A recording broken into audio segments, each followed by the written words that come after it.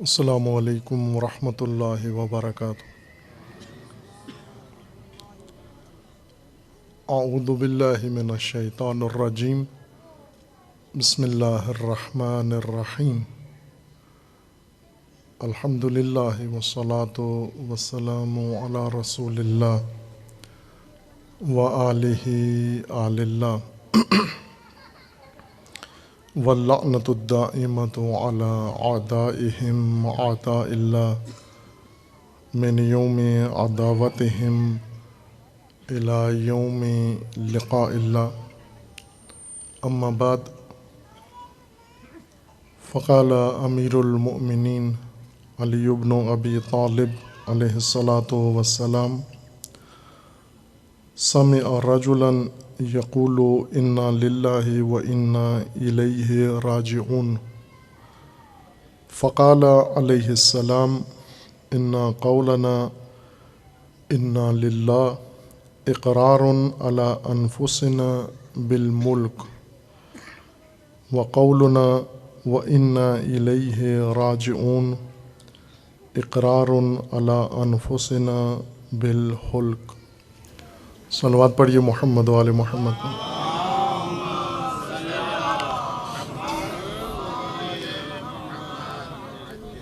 خداوند تبارک و تعالی تمام مومنین کو اپنے حفظ و امان میں محفوظ فرمائے۔ تمام مومنین کی حفظ و سلامتی کے لیے صلوات پڑھیے محمد وآل محمد۔ اللہم صلی علی محمد وآل محمد۔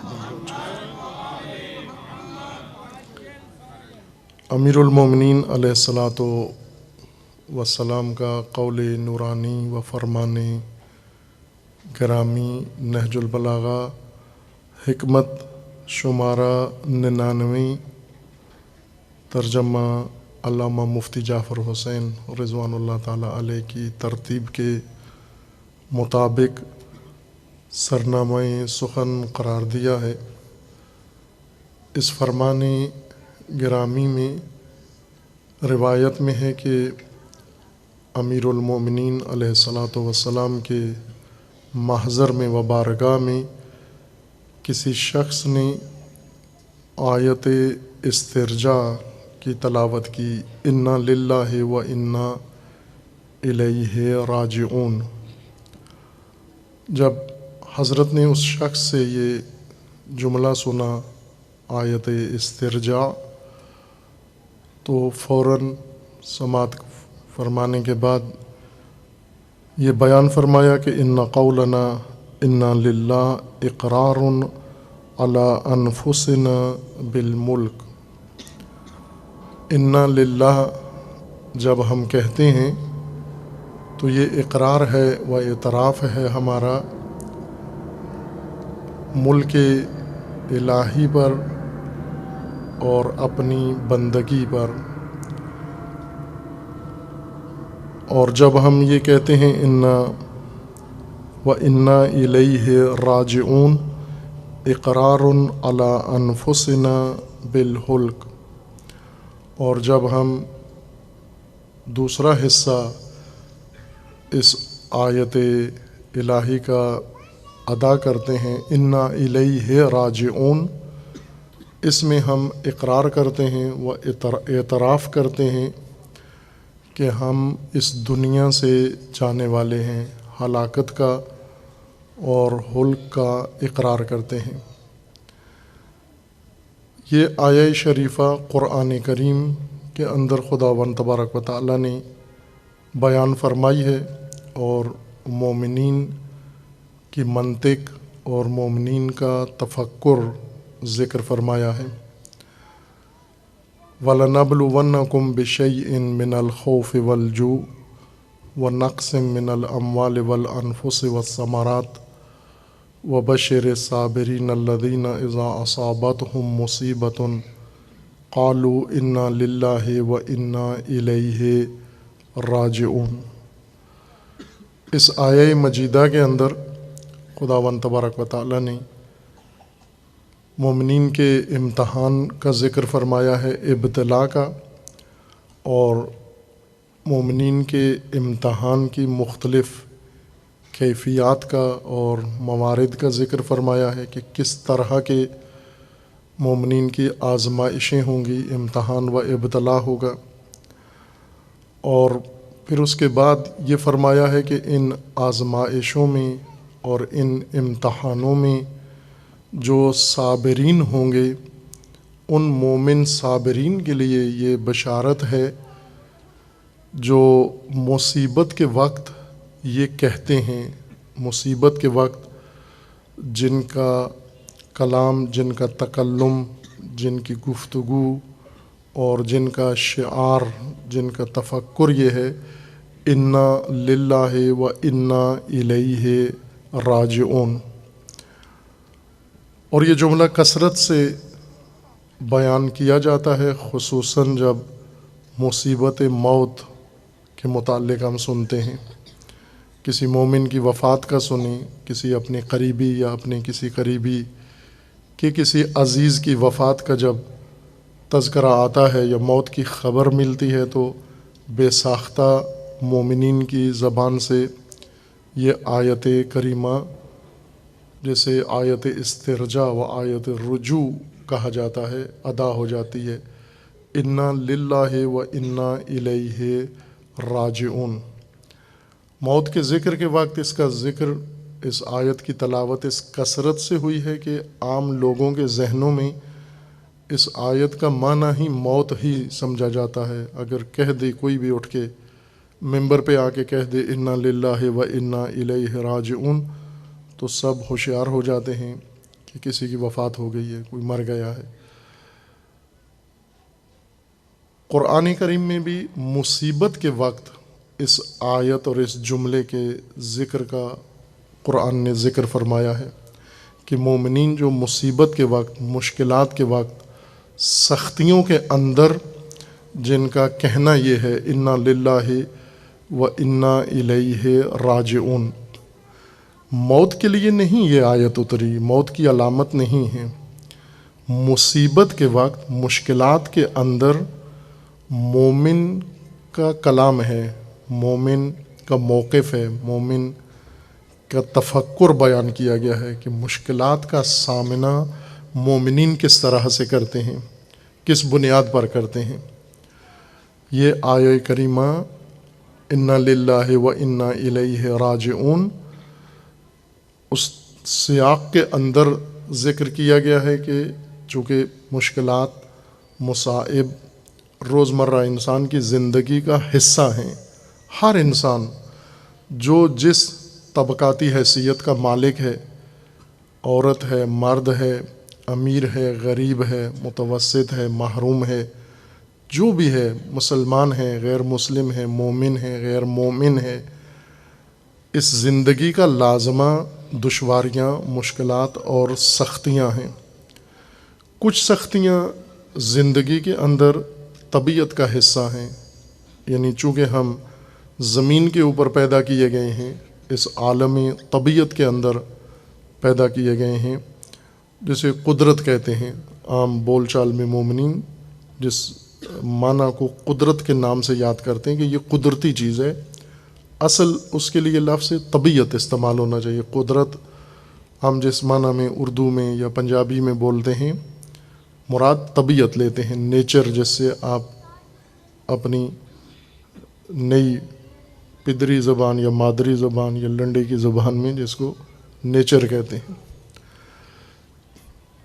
طبیعت، نیچر کا بھی معنی فطرت نہیں ہے، یہ اصطلاحات وضاحت کرنا ضروری ہے تاکہ جو کچھ عرض کرنا چاہتا ہوں آپ کی خدمت میں اس میں کوئی ابہام نہ آ جائے۔ الفاظ ہم بے جا استعمال کرتے ہیں، نیچر کہتے ہیں مراد فطرت لیتے ہیں، نیچر اور چیز ہوتی ہے، فطرت اور چیز ہوتی ہے، اور طبیعت اور چیز ہے، قدرت اور چیز ہے، قدرت کا معنی الگ ہے۔ میں اصطلاحات کی بات کر رہا ہوں، ویسے رائج زبان میں ہم جو زبان استعمال کرتے ہیں اس میں کوئی حرج نہیں ہے روزمرہ گفتگو میں۔ فطرت کے مقابلے میں طبیعت ہے، طبیعت یعنی مادی چیزیں، جسمانی امور، جسمانی عالم، یہ زمین، آسمان اور جو کچھ افلاک ہیں، سیارے ہیں، ستارے ہیں، منظومہ شمسی ہے، کہکشانیں ہیں، یہ سب اصطلاح میں، علوم کی اصطلاح میں ان کو طبیعیات کہا جاتا ہے، طبیعت کہا جاتا ہے۔ یہ طبیعت ہے یعنی جسمانی دنیا ہے، اور اس کے مقابلے میں غیر جسمانی عالم ہے، جسے عالم غیب قرآن کی زبان میں کہا گیا ہے، اور علوم کی زبان میں اسے عالم مجردات کہا جاتا ہے طبیعت کے مقابلے میں۔ عالم طبیعت میں ہم پیدا ہوئے ہیں، یعنی زمین پہ پیدا ہوئے ہیں، اس نیچر میں پیدا ہوئے ہیں۔ کچھ سختیاں عالم طبیعت کا حصہ ہیں، اس میں انسان کے اعتقاد، مذہب، دین اور عمل کا کوئی عمل دخل نہیں ہے۔ آپ سردی آنی ہے، سردی نے خاص مشکلات سب کے لیے یکساں طور پر پیدا کرنی ہیں، بیماری پھیلتی ہے، وبا پھیلتی ہے، ہوائیں چلتی ہیں، زلزلے آتے ہیں، یہ جو طبعی بلائیں نازل ہوتی ہیں، مشکلات پیش آتی ہیں، یہ یکساں ہیں، ان میں فرق نہیں ہے مومن اور غیر مومن میں، سب کے لیے یکساں ہیں۔ یہ لازمہ ہیں اس طبعی زندگی کا۔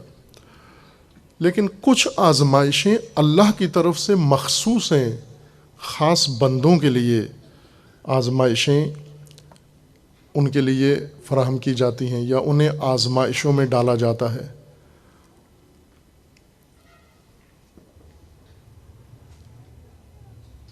ان آزمائشوں میں خاص قسم کی مشکلات و سختیاں ہیں،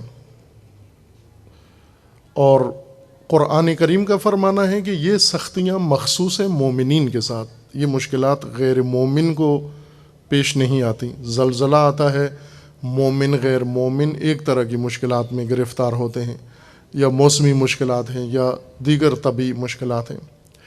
لیکن آزمائشیں جو اللہ کی طرف سے انسان کے لیے پیش آتی ہیں، جن میں اللہ کا حکم ایسا مومنین کے لیے ہے اور بندگان خدا کے لیے کہ جب وہ اس حکم خدا کو عمل کرنا چاہتے ہیں تو خواہ نخواہ کسی مشکل میں انہیں جانا پڑتا ہے، کسی سختی میں ان کو جانا پڑتا ہے۔ جیسے اللہ کی راہ میں جہاد کرنا ہے دشمنان خدا کے مقابلے میں، اور جو اللہ کے دین کے دشمن ہیں، اللہ کی توحید کے دشمن ہیں، اللہ کے نظام کے دشمن ہیں، اللہ کے بندوں کے دشمن ہیں، اللہ کی مخلوق کے دشمن ہیں، ان کے مقابلے میں حکم ہے مومنین کو ان کے خلاف قتال کریں، جہاد کریں، جنگ کریں ان کے خلاف۔ اور جنگ ایک آزمائش ہے، سختی ہے، مشکل ہے۔ جنگ کے اندر انسان کی شہادت ہوتی ہے، زخمی ہوتا ہے، مالی نقصان ہوتا ہے، اور طرح طرح کی مشکلات جنگوں کے اندر پیش آتی ہیں۔ یا ہجرت کا حکم ہوتا ہے، خدا کی طرف سے مومنین کو حکم ہے کہ آپ جس شہر میں، جس آبادی میں، جس بستی میں مقیم ہیں، اس کو ترک کر جائیں اور کسی دوسری سرزمین میں جا کر زندگی بسر کریں کہ جہاں پر احکام خدا پر عمل کر سکتے ہیں، جہاں پر نظام خدا قائم کر سکتے ہیں، جہاں پر آپ کو آزادی ہو، جہاں پر مشکلات نہ ہوں، یہ مشکلات کہ آپ حکم خدا و نظام الہی پر عمل نہ کر سکیں، اس سرزمین سے ہجرت کر جائیں۔ یعنی یہاں اپنے اموال، املاک، جائیداد، جاگیر، مویشی، جو کچھ بنایا ہے آپ نے اثاثہ، وہ سارا یا بیچ کے چلے جائیں یا چھوڑ کے چلے جائیں، اللہ کی خاطر ترک کر جائیں، ہجرت کر جائیں، چھوڑ جائیں اس کو، اور پھر واپس نہ آئیں اس جگہ پر، کسی دوسرے دیار میں جا کر آباد ہو جائیں، جس طرح رسول اللہ صلی اللہ علیہ وآلہ وسلم اور آپ کے ہمراہ جماعت مومنین کو اللہ تعالیٰ نے حکم ہجرت دیا ہے، اور متعدد جنگوں میں جہاد کا حکم دیا ہے۔ اللہ تعالیٰ کی طرف سے رسول اللہ کو فرمان ہے، اور رسول اللہ نے اللہ کا فرمان مومنین کو پہنچایا کہ آپ نے راہ خدا میں قتال و جہاد کرنا ہے۔ اس قتال و جہاد میں سختیاں ہیں، مشکلات ہیں، مصیبتیں ہیں، شہادتیں ہیں، جراحت ہے، اور مالی و جانی نقصان ہے اس کے اندر۔ جب اس قسم کی مشکلات خدا کی راہ میں پیش آتی ہیں، یہ وہ آزمائشیں نہیں ہیں جو زمین، طبیعت، آسمان اور موسموں نے آپ کے اوپر ڈالی ہیں، یہ وہ آزمائشیں ہیں جو اللہ کی طرف سے، پروردگار کی جانب سے، رب کی جانب سے انسان کو، مومن انسان کے لیے یہ آزمائشیں پیش کی گئی ہیں۔ ابتلا امتحان کو کہتے ہیں، آزمائش کو کہتے ہیں۔ عرض کروں گا اسنا میں اگرچہ بعض دیگر مناسبتوں سے اس عنوان کو ذکر کیا ہے، ابتلا کس قسم کی آزمائش کو کہتے ہیں۔ اللہ تعالیٰ کی طرف سے یہ امتحان مقرر ہیں اور ہوں گے، اور اسی عنوان کے ساتھ حق تعالیٰ کا فرمان ہے وَلَنَبْلُوَنَّكُمْ بِشَيْءٍ مِّنَ الْخَوْفِ وَالْجُوعِ، ہم آپ کو کچھ تھوڑا بِشَيْءٍ یعنی کسی حد تک قابل تحمل اور قابل برداشت حد تک ابتلا میں ڈالیں گے اور آزمائش میں ڈالیں گے۔ نَبْلُوَنَّكُمْ یعنی ہم ڈالیں گے، اللہ ڈالے گا آپ کو۔ اور اس آزمائش میں جو اللہ آپ کو پیش کرے گا، اتارے گا، اس میدان میں خوف کا میدان ہوگا، ایسا میدان جہاں خوف ہے، ڈر ہے، اور ایسا میدان ہے جہاں بھوک ہے، ناداری ہے، پیاس ہے۔ وَلَنَبْلُوَنَّكُمْ بِشَيْءٍ مِّنَ الْخَوْفِ وَالْجُوعِ، بھوک، ناداری، تنگ دستی میں خدا آپ کو مبتلا کرے گا۔ نہ اس طرح سے کہ جاب نہیں ملے گی آپ کو، یا تنخواہ کٹ گئی آپ کی، یا ملک کے اندر کوئی قحط پڑ گیا ہے، اس طرح سے نہیں، بلکہ خدا اپنے دین میں آپ کو ایسا فرمان صادر کرے گا کہ اس فرمان پر عمل کرنے میں آپ کو لازماً بھوک کاٹنا پڑے گی، آپ پر پابندی لگے گی، آپ کا بائیکاٹ ہوگا، لوگ آپ پر نان نفقہ بند کر دیں گے اور آپ تک رسائی روک دیں گے، جس طرح صدر اسلام میں شیب ابی طالب میں رسول اللہ اور آپ کے ساتھیوں کے لیے کفار مکہ و قریش نے یہ کام کیا کہ ان کو انہی کے شہر کے اندر ایک علاقے میں، ایک زمین کے اندر محصور کر کے اور لوگوں پر پابندی لگا دی کہ لین دین نہیں کر سکتے ان کے ساتھ۔ یہ آزمائشیں ہیں جو اللہ کی طرف سے خدا کی راہ میں آپ کو جھیلنی پڑیں گی، برداشت کرنی پڑیں گی۔ اور انہی آزمائشوں میں سے نقص من الاموال والانفس والثمرات، کچھ نقصان بھی آپ کا ہوگا، کمی بھی ہوگی، گھاٹا بھی ہوگا آپ کا۔ وہ گھاٹا انفس کا ہوگا، شہادتیں ہوں گی، آپ میں سے کچھ کو راہ خدا میں جان دینی پڑے گی، اور آپ کا مال خرچ ہوگا، مال میں کمی آئے گی آپ کے، اللہ کی راہ میں آپ کو مال اپنا پیش کرنا پڑے گا، دستبردار ہونا پڑے گا، مالی نقصان آپ کو اٹھانا پڑے گا۔ اور والثمرات، ثمرات کا مطلب پھل ہوتا ہے، لیکن مفسرین نے بالاتفاق تقریباً اجماع کہہ سکتے ہیں کہ مراد اس سے اولاد کو لیا ہے، کہ آپ کو اپنے بچے یا چھوڑنے پڑیں گے، ان سے دور ہونا پڑے گا اور جدائی ان سے اختیار کرنا پڑے گی، یا انہیں قربان کرنا پڑے گا، انہیں راہ خدا میں شہید کروانا پڑے گا، اور وہ راہ خدا میں شہید ہوں گے۔ یہ اللہ کی راہ میں آزمائشیں ہیں جو ابتلا اللہ کی جانب سے ہوگی۔ وَلَنَبْلُوَنَّكُمْ بِشَيْءٍ مِّنَ الْخَوْفِ وَالْجُوعِ وَنَقْصٍ مِّنَ الْأَمْوَالِ وَالْأَنفُسِ وَالثَّمَرَاتِ، جب یہ آزمائشیں آئیں گی ان 5 میدانوں میں، ڈر، خوف، بھوک، تنگ دستی اور شہادتیں، انفس کی شہادتیں، اور اس کے ساتھ ہی آپ کے مال کا نقصان اور کمی، اور ساتھ ہی اولاد کی قربانی جب آئے گی، ایسے میں اس میدان آزمائش میں جو صابرین ہوں گے، سب صابرین نہیں ہوں گے لیکن جو صابر نکلے، وہ بشر صابرین، آزمائشوں میں جو دعوی ایمان رکھتے ہیں ان سب کو ابتلا میں ڈالیں گے، مبتلا کریں گے، آزمائشوں میں ڈالیں گے، لیکن کچھ ان میں سے صابرین ہوں گے، باقی کچھ ان میں سے ہاربین ہوں گے، بھاگ جانے والے، میدان آزمائش کو ترک کر دینے والے، بھاگ جانے والے، چھوڑ جانے والے۔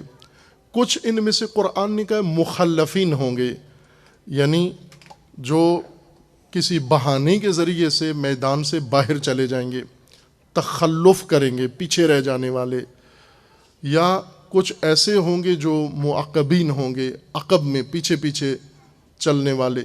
کچھ ایسے ہیں جو معذرین ہوں گے، عذر بہانے ڈھونڈ کے میدان آزمائش سے نکل جانے والے۔ یہ سب قسمیں قرآن کریم نے الگ الگ ذکر فرمائی ہوئی ہیں کہ یہ جب آزمائش ہوگی تمہاری، امتحان ہوگا تمہارا، اس امتحان کے اندر یہ سارے طبقات سارے کھل کے سامنے آ جائیں گے، بھاگ جانے والے اور ٹال مٹول کرنے والے، بہانے ڈھونڈ کر میدان آزمائش کو چھوڑ جانے والے، گھروں کا بہانہ کریں گے کہ بیوتنا اورا، ہمارے گھروں میں کوئی نہیں ہے، گھر خالی ہے، گھر کا کوئی سنبھالنے والا نہیں ہے، یا کچھ ایسے کام اور کھیتوں کا بہانہ کریں گے کہ ہمارے کھیتوں میں کام کرنے والا کوئی نہیں ہے۔ ہر طرح کے بہانے سے میدان کو چھوڑ جانے والے، اور بعض منافق ہوں گے کہ جو آزمائش کے میدان کے قریب تک آئیں گے لیکن میدان میں اتریں گے نہیں، بلکہ وہاں سے کسی بہانے سے چھوڑ جائیں گے اور مومنین کو تنہا چھوڑ دیں گے۔ یہ سب طبقات قرآن کریم نے آزمائش کے میدان کے وقت ذکر کیے ہیں کہ جب بھی اللہ کی طرف سے مومنوں کی آزمائش ہوگی اور اس میں یہ سارے چہرے، یہ سارے گروہ، یہ سارے طبقات کھل کے سامنے ہوں گے۔ ان میں سے ایک گروہ کو قرآن نے نکھارا ہے، چنا ہے، الگ کیا ہے، ممتاز کیا ہے، صابرین کا۔ وَبَشِّرِ الصَّابِرِينَ، ان میں سے جو صابر نکلیں گے، جو اہل صبر ہوں گے، جو صابرین و صبور ہوں گے، ان کے لیے بشارت ہے، ان کے لیے موجدہ ہے، ان کے لیے خوشخبری ہے، اور وہ یہ ہے وَبَشِّرِ الصَّابِرِينَ الَّذِينَ اِذَا أَصَابَتْهُمْ مُصِيبَةٌ قَالُوا إِنَّا لِلَّهِ وَإِنَّا إِلَيْهِ رَاجِعُونَ۔ ان کی علامت بتا دی گئی ہے۔ صابرین کون ہیں؟ صابرین وہ نہیں ہیں جو دعویٰ رکھتے ہوں گے کہ ہم اہل صبر و صبوریت ہیں۔ صابرین وہ ہوں گے جو اس مصیبت کے میدان میں، نقص میں، کمی میں، مال میں، اولاد میں، سب میں میدان کے اندر ہوں گے۔ شہادتیں بھی ان کی ہوں گی، جراحتیں بھی ان کو لگیں گی، بچے بھی ان کے قربان ہوں گے، مال بھی ان کا نقصان ہوگا، اس کے باوجود صابر ہوں گے۔ صابر یعنی اہل استقامت، اہل قیام، میدان ترک نہ کرنے والے اور میدان نہ چھوڑنے والے، پھر بھی یہ سب کچھ آزمائش میں اتر کے برداشت کر کے پھر بھی وہیں قائم ہیں، اپنے موقف کے اوپر، اپنے دین کے اوپر۔ کیوں قائم ہیں؟ اس لیے کہ ان کی منطق یہ ہے، ان کی سوچ یہ ہے، ان کا شعار یہ ہے انا للہ و انا الیہ راجعون۔ جو صابر وہ ہیں جو مصیبت کے وقت، مشکل کے وقت، اس امتحان کی گھڑی میں نقصان اٹھا کر سختی میں، اور پھر یہ کہہ رہے ہوں گے کہ ہم خدا کے لیے ہیں اور ہم خدا کی طرف جا رہے ہیں، اللہ کی طرف جا رہے ہیں۔ یہ صابرین ہیں۔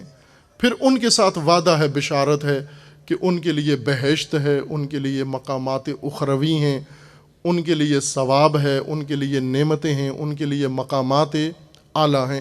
یہ ان کا انعام ذکر کیا گیا ہے، جن کا کہنا یہ ہے انا للہ و انا الیہ راجعون۔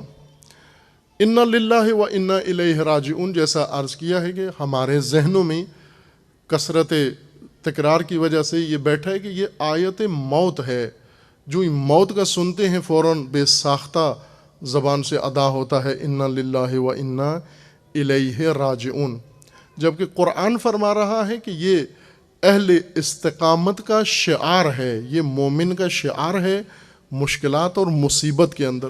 اور ظاہر ہے جو مصائب میں، سختی میں اور دشواری میں یہ شعار رکھتا ہے، یہ سوچ رکھتا ہے، یہ فکر و منطق رکھتا ہے، وہ سہولت میں بھی یہی سوچ رکھتا ہے۔ دشواری میں انسان بھول جاتا ہے، دشواری میں انسان اپنا دین بھی بھول جاتا ہے، اپنا اعتقاد بھی بھول جاتا ہے، اپنا مکتب بھی بھول جاتا ہے، اپنی آئیڈیالوجی بھی بھول جاتا ہے، اپنے رشتے بھی بھول جاتا ہے، تعلقات بھی بھول جاتا ہے۔ مصیبت انسان کو اصل خالص کر دیتی ہے، بالکل ایسے کر دیتی ہے جیسا انسان حقیقت میں ہے، یعنی تمام اداکاریاں مصیبت کے وقت ختم ہو جاتی ہیں۔ ویسے انسان ریاکاری کرتا ہے، اداکاری کرتا ہے، بناوٹ کرتا ہے، بہت کچھ بنتا ہے، دکھاتا ہے، دعوے زبان سے رکھتا ہے، لیکن مشکلات جب آتی ہیں تو یہ ساری اداکاریاں، یہ ساری چیزیں انسان سے دور ہو کے بالکل اصلی حالت میں آ جاتا ہے جیسا ہے۔ مصیبت کے وقت آپ نے لوگوں کو بلبلاتے ہوئے دیکھا ہوگا، یہی جو پہلے بہت متحمل بردبار لگتے تھے، مصیبت کے وقت بلبلاتے ہوئے آپ نے دیکھا ہوگا۔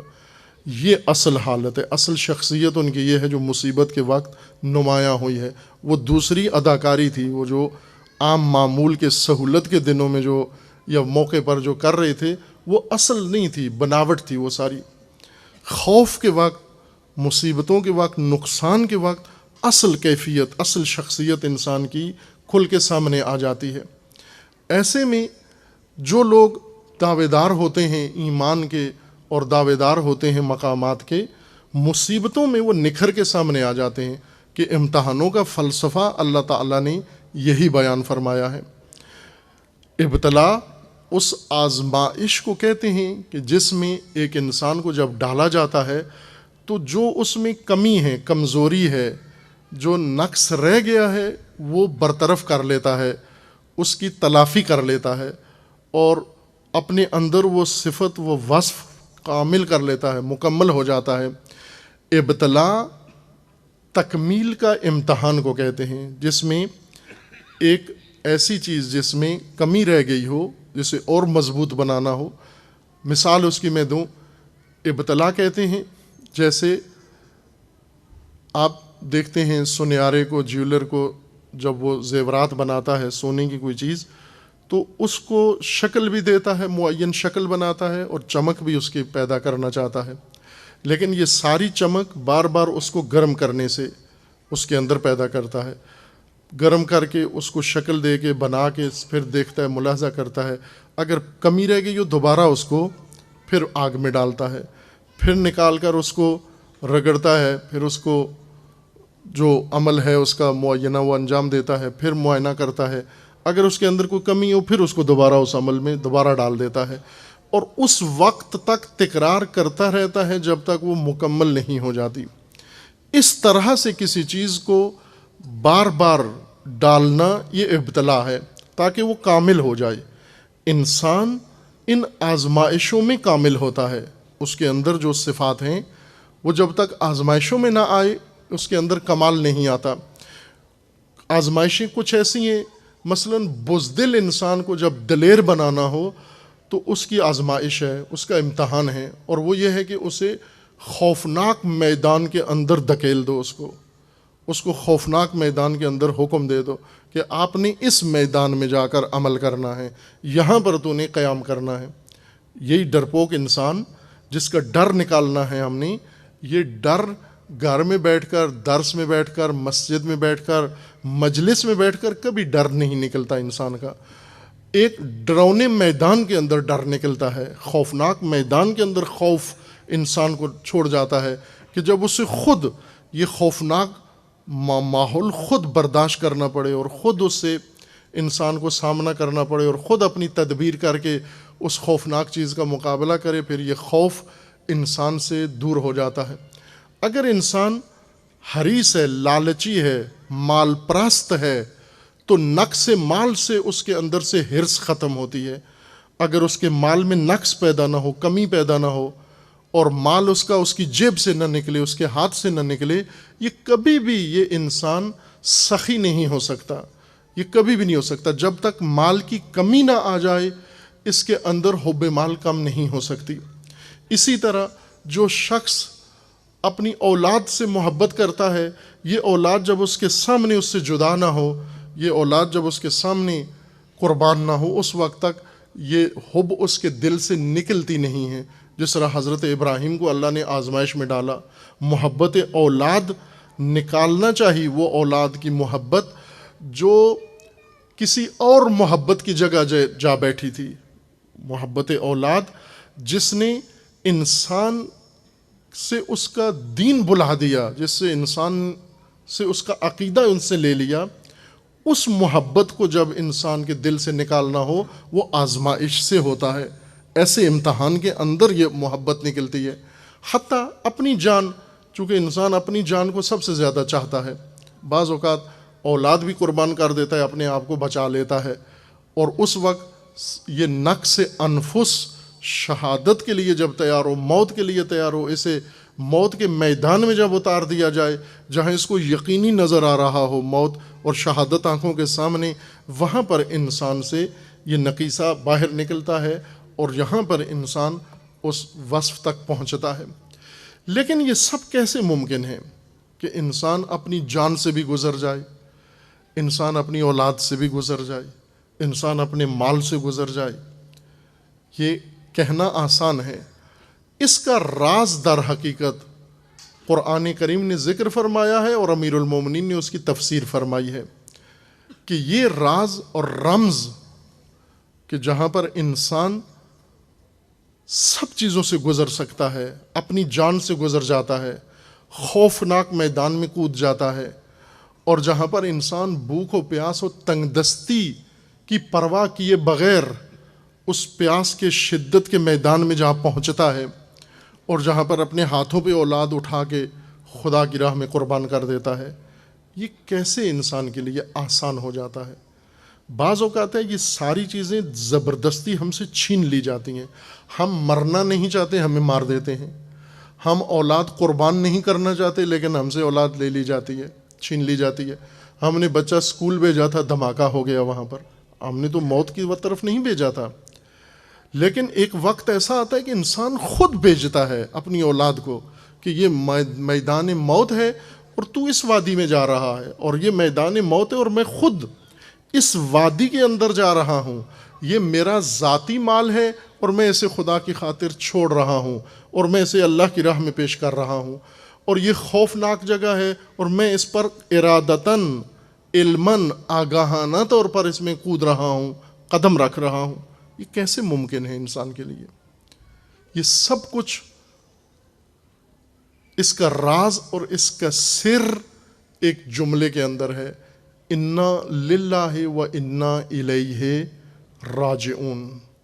یہ سارا راز اس جملے کے اندر پوشیدہ ہے کہ یہ اگر رمز کھل جائے، یہ کوڈ ہے دین کا، توحید کا، یہ کوڈ اگر انسان کھول لے، مومن کھول لے، پھر اس کے لیے یہ ساری آزمائشیں بہت آسان ہیں۔ جیسے حضرت ابراہیم کے لیے یہ ابتلا بہت آسان ہو گئی، چونکہ یہی جملہ، یہ کوڈ کھول لیا حضرت ابراہیم نے، انا للہ و انا الیہ راجعون۔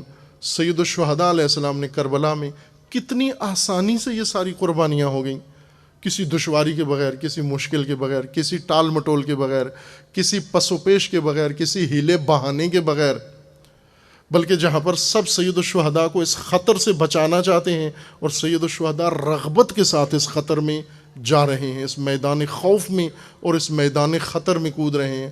لوگ مشورے دے رہے ہیں کہ اگر آپ جانا ہی چاہتے ہیں تو ان بچوں کو لے کر نہ جائیں، خواتین کو لے کر نہ جائیں، اور حضرت فرماتے ہیں کہ ان کے بغیر یہ میدان تکمیل نہیں ہوتا، کامیاب نہیں ہوتا۔ اللہ کا ارادہ ہے کہ یہ بھی ساتھ ہو، اور پھر خود اپنے ہاتھوں پہ شیرخوار اٹھا کے میدان میں دشمن کے سامنے، اور اپنے جوان کو خود تیار کر کے دستار باندھ کے اور اس کو میدان میں رخصت کرتے ہیں، مرخص کرتے ہیں، اور یہ اللہ کو گواہ قرار دیتے ہیں۔ یہ کیسے انسان کے لیے ممکن ہو جاتا ہے، آسان ہو جاتا ہے؟ یہ اس وقت ہوتا ہے جب یہ کوڈ کھل جاتا ہے، انا للہ و انا الیہ راجعون۔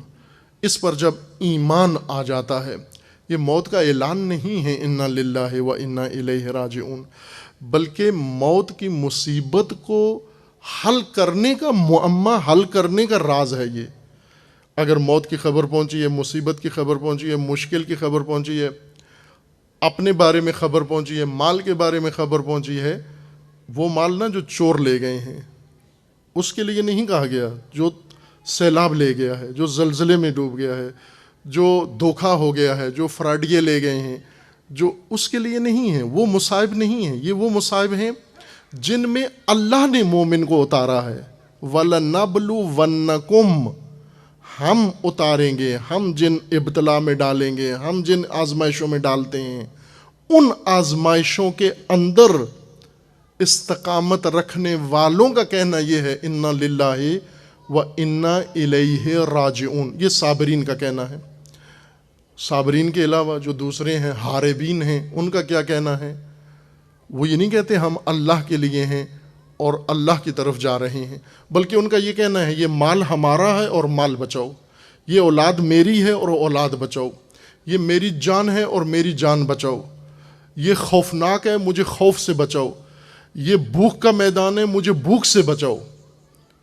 یہ ان کا کہنا ہے جو حاربین ہیں، جو خاذلین ہیں، یہ ان کا کہنا ہے جو مخلفین ہیں، یہ ان کا کہنا ہے جو معذرین ہیں۔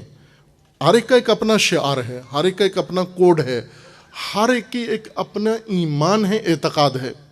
دراصل انا للہ و انا الیہ راجعون، یہ عزیزان یہ توحیدی اعتقاد ہے، یہ مومن کی جہان بینی و جہان شناسی ہے، یعنی یہ مومن کی زندگی کا بنیادی اصول ہے، بنیادی ضابطہ ہے۔ انا للہ و انا الیہ راجعون، اس رمز کے ساتھ، اس بنیاد کے اوپر جب مومن اپنی زندگی لے آتا ہے، یہ ہو جاتا ہے مومن و صابر، یہ مومن کے زمرے میں درج ہو جاتا ہے۔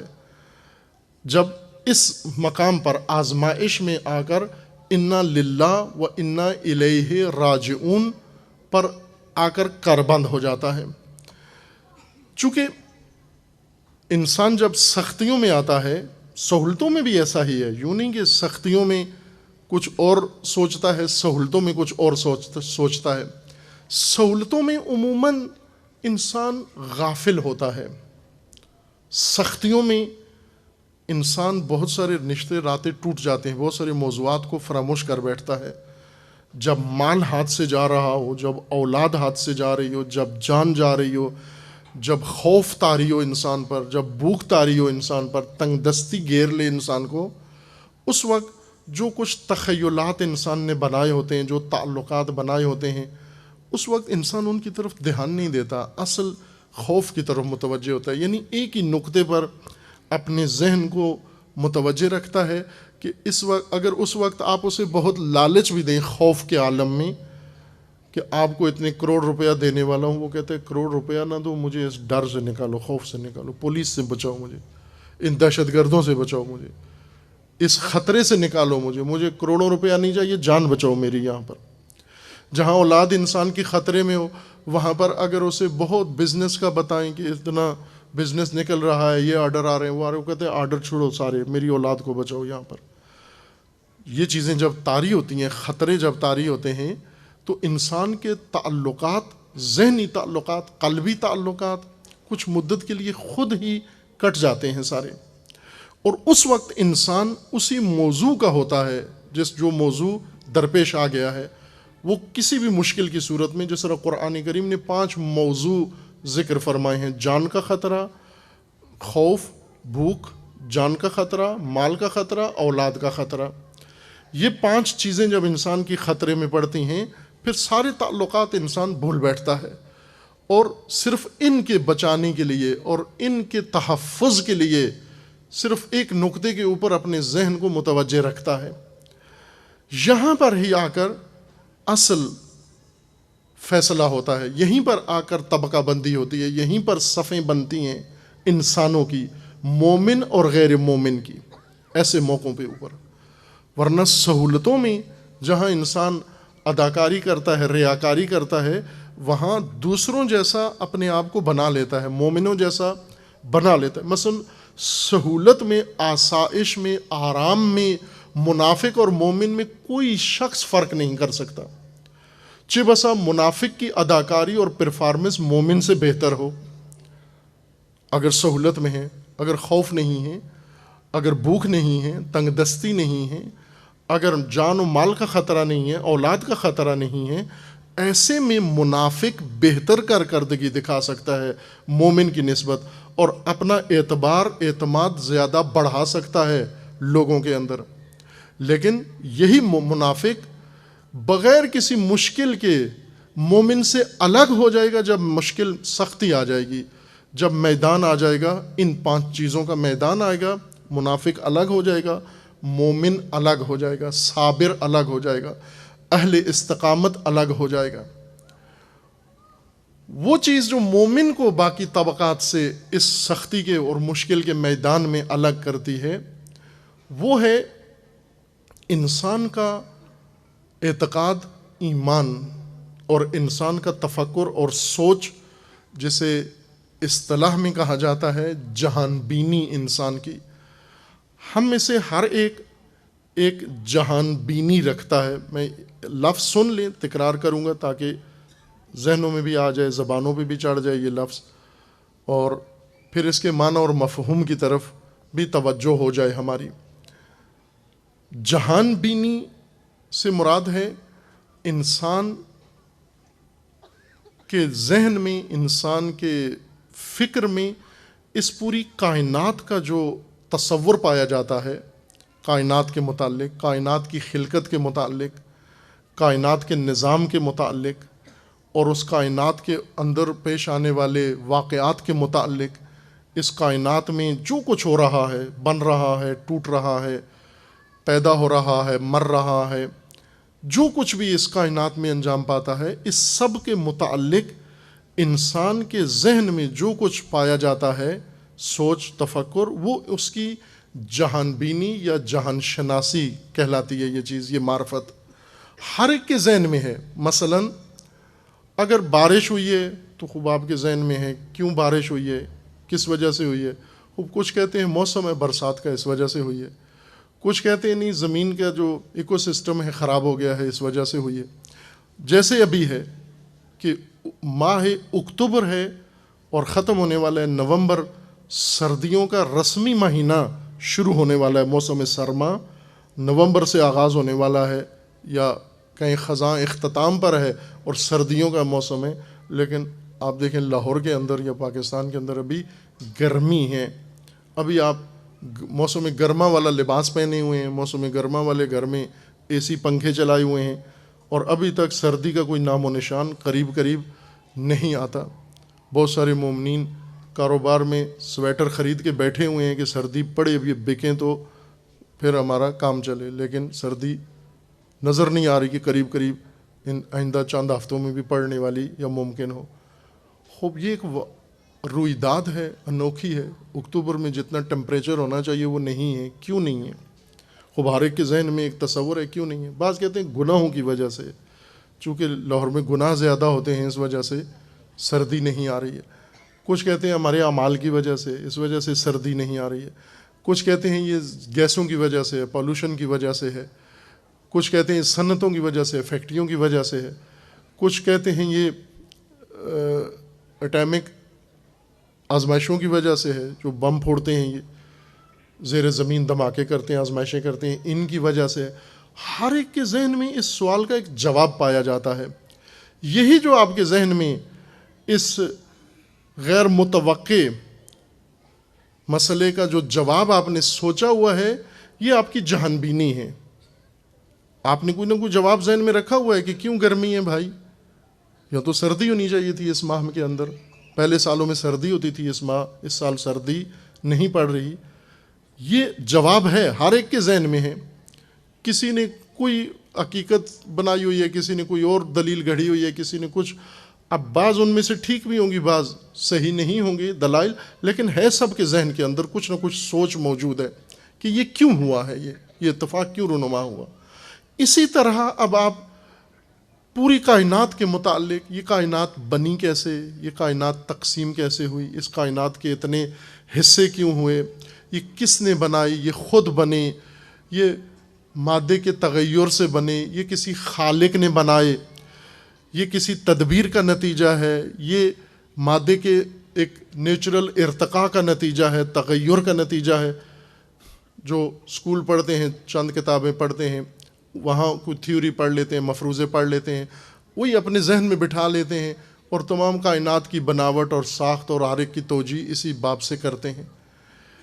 یہ سب جو کچھ آپ کا اس نظام ہستی کے بارے میں، کائنات کے بارے میں جو کچھ اعتقاد ہے، دراصل جب آپ میدان مصیبت میں آتے ہیں تو آپ کی یہ جہان بینی آپ کی مدد کو پہنچتی ہے۔ جو رویہ ہے آپ کا، جو عکس العمل ہے آپ کا، فرض کرو جہاں ہم امتحان میں پڑھ کے، میں نے عرض کیا کہ طبیعی اور نیچرل امتحانات الگ رکھیں ابھی، لیکن یہ وہ امتحانات کا ذکر قرآن کریم میں ہو رہا ہے جن میں اللہ تعالیٰ کا فرمان ہے کہ ہم جہاں ڈالیں گے آپ کو، جہاں ہم آپ کو سختیوں میں ڈالیں گے، یہ دین ہے۔ وَلَنَبْلُوَنَّكُمْ، ہم خالق رب آپ کو آزمائشوں میں ڈالیں گے، بھوک میں ڈالیں گے، ہم ڈالیں گے آپ کو خوف میں ڈالیں گے، آپ کو میدان موت میں بھیج دیں گے، آپ کے مال کو خطر میں ڈالیں گے، آپ کی اولاد کو خطرے میں۔ وَلَنَبْلُوَنَّكُمْ، ہم کریں گے یہ کام۔ جب ہم آپ کو دھکیلیں گے ان میدانوں کے اندر، اس وقت آپ نکھر کے سامنے آ جاؤ گے کہ آپ کون ہو، آپ مومن ہو یا غیر مومن ہو۔ اگر مومن ہوئے اس صورت میں اس سختی کے میدان میں آپ کی سوچ، آپ کا اعتقاد، آپ کا ایمان آپ کی مدد کو پہنچے گا۔ اس سختی میں کیسے ہم تحمل کریں گے، اس مشکل کو کیسے برداشت کریں گے، یہ شہادت، یہ موت، یہ نقصان مالی اور اولاد کا جانی نقصان، یہ کس ذریعے سے ہم اس کو حل کریں گے یہ مسئلہ، اور ہمارے لیے معمول کا مسئلہ شمار ہو، ہم کوئی اور ایسا رد عمل نہ دکھائیں جو خداوند تبارک و تعالیٰ نے فرمایا کہ وہ مومن کے ساتھ جچتا نہیں ہے۔ اس وقت آپ کا اعتقاد، آپ کا ایمان کھل کے نکھر کے سامنے آئے گا، کہ آپ کی سوچ، آپ کی منطق اس وقت کھل کے سامنے آئے گی، آپ کی مدد کو پہنچے گی۔ اور اگر آپ مومن ہوئے تو اس وقت مومن ہونے کا معیار یہ ہے کہ یہ سب جو آپ کے ہاتھ سے نکل گیا ہے اور نکل رہا ہے، نظر آ رہا ہے آپ کو، خوف ہے، خوف کچھ ہاتھ سے چلے جانے کا خوف، ڈر جو ہے اس کے ختم ہو جانے کا خوف ہے، اور جو آنا ہے اس کے رک جانے کا خوف ہے۔ خوف ان دو صورتوں میں ہوتا ہے، جو ہے یہ نکل رہا ہے ہاتھ سے، اور جو آنا ہے میرے پاس وہ رک جائے، شاید نہ ملے مجھے، یہ خوف ہے انسان کا۔ جو میرے پاس ہے اگر میرے ہاتھ سے نکل جائے، میرا کیا رد عمل ہوگا؟ جو کچھ میرے پاس ہے میرے ہاتھ سے چلا جائے، مجھے کیا کرنا چاہیے ایسی صورت میں، اور کیا کرتے ہیں ہم اس صورت میں؟ یہ اس وقت آپ کے لیے جو کچھ ہے آپ کے ہاتھ سے جا رہا ہے، اور آپ پھر بھی قائم ہیں، آپ پھر بھی اپنی پابرجاں ہیں اسی میدان کے اندر جہاں اللہ نے آپ کو اتارا ہے، پھر بھی اس میدان آزمائش میں قائم و استوار ہیں، صابر ہیں، ڈٹے ہوئے ہیں، پابرجاں ہیں، ذرا برابر آپ کے دل میں، ارادے میں، عزم میں ذرا برابر تردید پیدا نہیں ہوئی اس خوف کے میدان میں، جہاں سب کچھ چلا جائے گا، میرا لٹ جاؤں گا، جہاں پر میری جان موت کے منہ میں نظر آ رہی ہے، شہادت نظر آ رہی ہے، جہاں پر میری اولاد خطرے میں نظر آ رہی ہے۔ خوب ایسے میں میں اس معمہ کو کس طرح سے سدھاروں کہ میں اس کے باوجود یہیں قائم رہوں، پھر بھی کھڑا رہوں یہاں پر کہ اللہ نے جس میدان میں اتارا، چونکہ خدا کا فرمان ہے ہم ڈالیں گے آپ کو ان میدانوں میں، وَلَنَبْلُوَنَّكُمْ، ہم اتاریں گے۔ جب ہم اتاریں گے تو آپ وہیں کھڑے رہیں گے، وہیں قائم رہیں گے، اسی راہ کو جاری رکھیں گے، اسی مقصد کی طرف قدم بڑھاتے رہیں گے، خوف کے باوجود، تنگ دستی کے باوجود، موت کے خطرے کے باوجود، مالی اور جانی نقصان کے باوجود ایک قدم پیچھے نہیں اٹھانا۔ یہ کب ہوگا آپ کے لیے آسان ہو جائے گا یہ سب کچھ، اور کب بہت دشوار ہو جائے گا؟ کب آپ کے لیے یہ برداشت کرنا تو دور کی بات ہے، یہ سوچنا بھی انسان کے لیے بہت مشکل ہے۔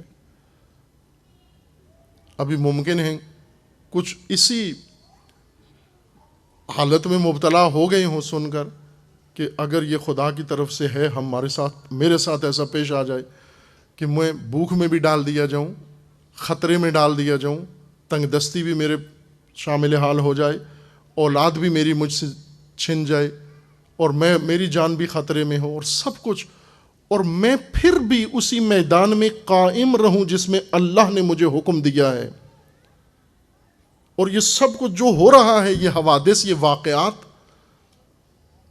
یہ مجھ پر اثر انداز نہ ہو، میرے ارادے پر، میرے عزم پر، میری نیت پر، میری سوچ پر، میرے تفکر پر، میری شخصیت پر ذرا برابر اثر انداز نہ ہو، ایک ذرے کے برابر ان کی تاثیر نہ ہو. یعنی یہ نہیں کہ میں سوچنا شروع کر دوں کہ اب تنگ دستی ہے، تھوڑا سا پیچھے ہٹ جاؤں، محتاط ہو جاؤں. اب خوف ہے تو ذرا سا عقب نشینی کر لوں، جب خوف نکل جائے گا پھر دوبارہ آ جاؤں گا. یا مالی نقصان ہو رہا ہے تو میں مال کو بچانے کے لیے کچھ عرصے کے لیے ذرا حالت بدل لوں اپنی. نہ، صابر یعنی اسی جگہ قائم رہیں. ہر چیز آپ سے چھن جائے، آپ پھر بھی وہیں قائم رہیں. یہ کب آپ کے لیے آسان ہے؟ قرآن کریم کا فرمانا ہے یہ اس وقت انسان کے لیے آسان ہے کہ جو کچھ انسان کے ہاتھ سے جا رہا ہے، تنگ دستی ہے، مال نہیں ہے، جو مال ہے وہ جا رہا ہے، خوف ہے، جان و اولاد و مال، اس کے بارے میں جو آپ کا اعتقاد ہے یہ اس کے اوپر منحصر ہے. یہ سب جو آپ سے جا رہا ہے یہ آپ کا ہے، مالک ہو اس کے، تمہارا ہے. یہ اگر تمہارے ذہن کے اندر یہ بات ہے کہ یہ میرا ہے سب کچھ اور میں نے وراثت میں دوسروں کے لیے، اپنوں کے لیے چھوڑ کے جانا ہے، پھر صابر نہیں بن سکتے. پھر آپ اس سارے میدان کے اندر آزمائش و ابتلا میں آپ قائم نہیں رہیں گے، صابر نہیں رہیں گے، بلکہ آپ کی ترجیح ہوگی جان بچانا، تنگ دستی سے باہر آنا، خوف ٹالنا، اولاد بچانا، مال بچانا. کیوں کہ یہ سب کچھ میرا ہے. اللہ نے کہا ہے کہ اس میدان میں جاؤ، ٹھیک ہے، اللہ نے کہا ہے، لیکن اللہ نے ساتھ جان بچانے کا بھی حکم دے رکھا ہے کہ اپنی جان بھی بچاؤ.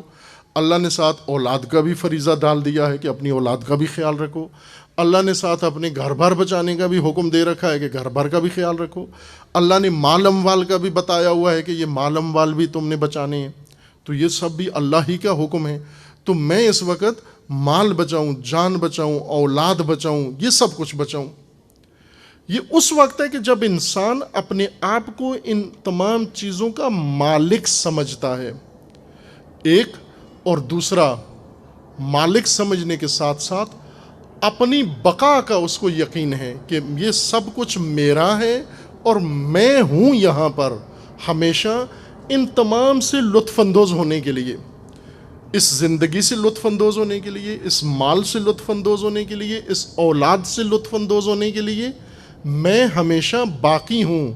اپنی بقا کا اعتقاد ہو اور اپنی مالکیت کا انسان کو یقین ہو.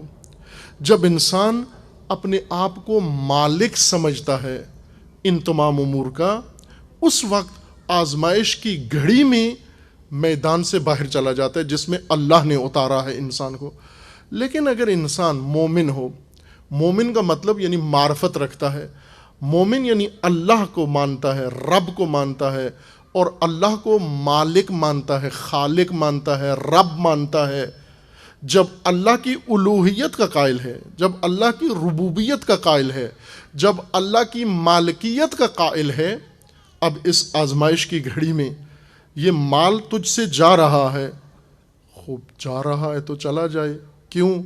اس لیے کہ جس کا تھا اس نے کہا اس میدان میں جاؤ، اور یہ مال اس کا تھا، میرے پاس تھا، میں اس کا امانت دار تھا، مالک نہیں تھا.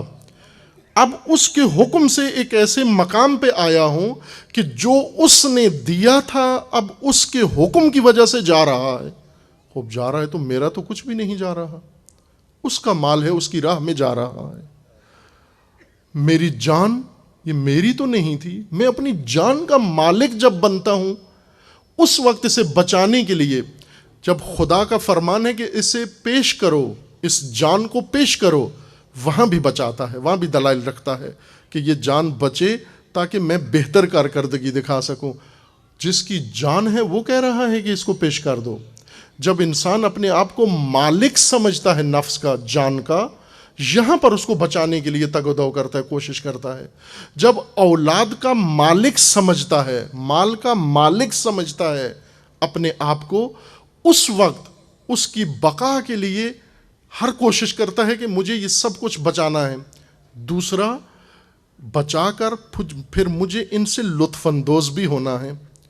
میں بھی بچ جاؤں گا، میری اولاد بھی بچ جائے گی، میرا مال بھی بچ جائے گا، خطرات سے بھی دور ہو گیا ہوں، بھوک و تنگ دستی نے بھی اس سے بھی میں نے دامن چھڑا لیا ہے، اور اب میں آسودہ ہوں.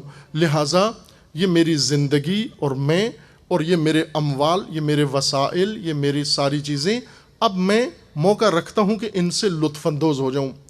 جب انسان مالک بن کر اور اپنی بقا کا گمان کر کے کسی میدان میں آتا ہے، اس وقت اس کا رویہ آزمائشوں میں مومنین والا نہیں ہوتا.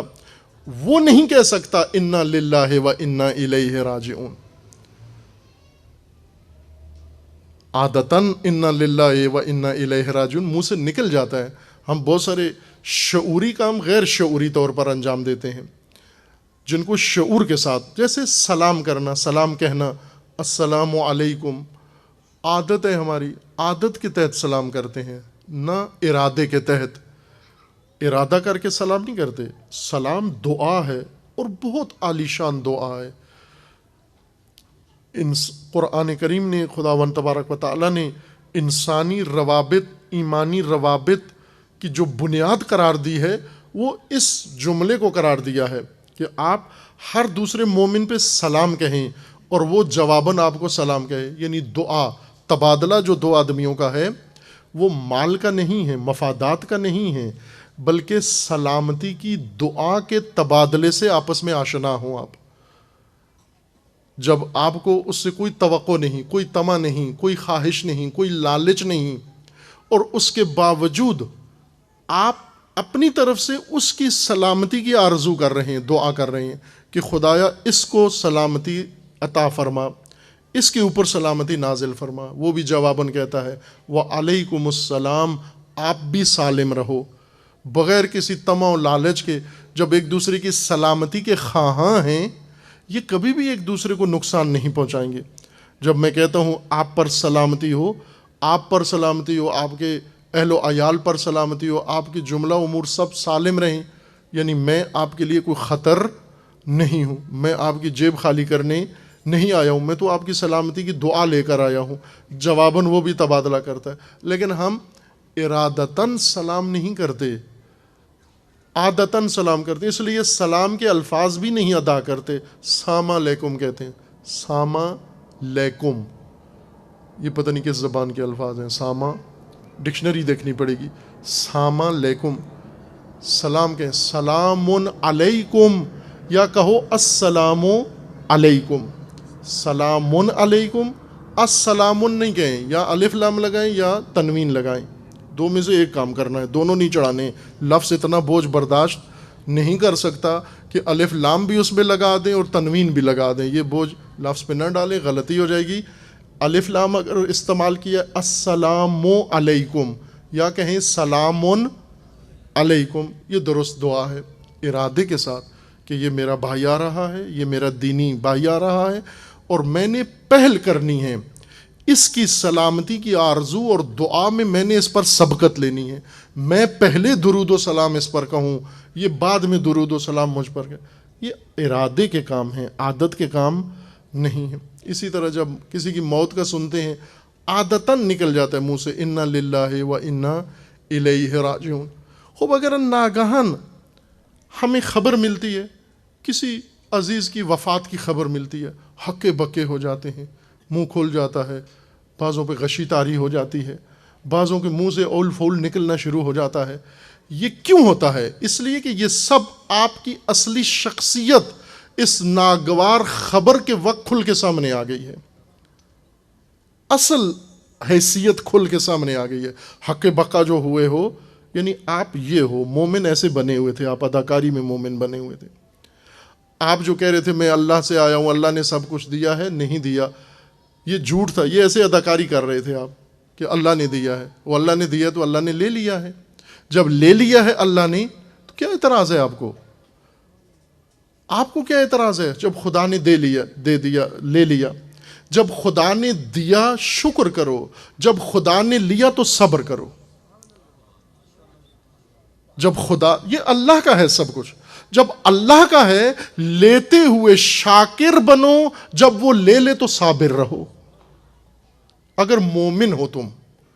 لیکن انسان جب لیتا ہے تو اس وقت کچھ اور کیفیت اس کے اوپر شاکر نہیں ہوتا، اس وقت کچھ اور کیفیت طاری ہو جاتی ہے، اس وقت چالاکی دکھاتا ہے، اس وقت بخیل ہو جاتا ہے، اور جب اللہ لے لے تو معترض بن جاتا ہے، اعتراض کرتا ہے خدا کی تدبیر پر، اللہ کے حکم پر، پھر آواز اٹھاتا ہے کہ یہ مجھ سے لے کیوں لیا اللہ نے۔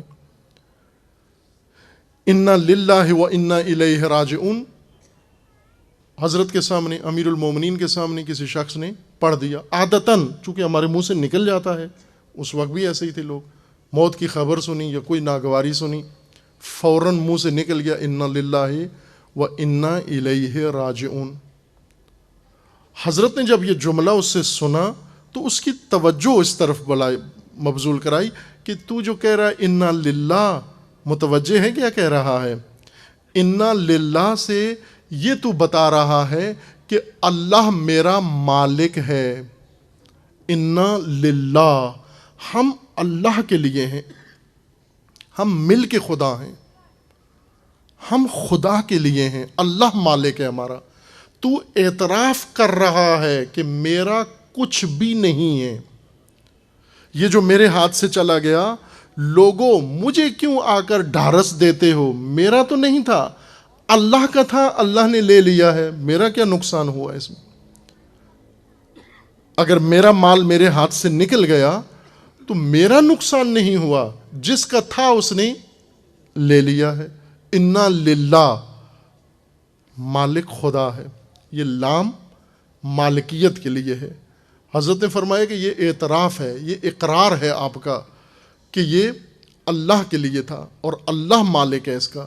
وَإِنَّا إِلَيْهِ رَاجِعُونَ، اور ہم تو جا ہی رہے ہیں اللہ کی جانب، ہم تو خدا کی جانب جا رہے ہیں، اللہ کی جانب جا رہے ہیں۔ یعنی میں بھی یہاں رکنے کے لیے نہیں آیا، میں بھی مسافر ہوں، میں بھی مہاجر ہوں۔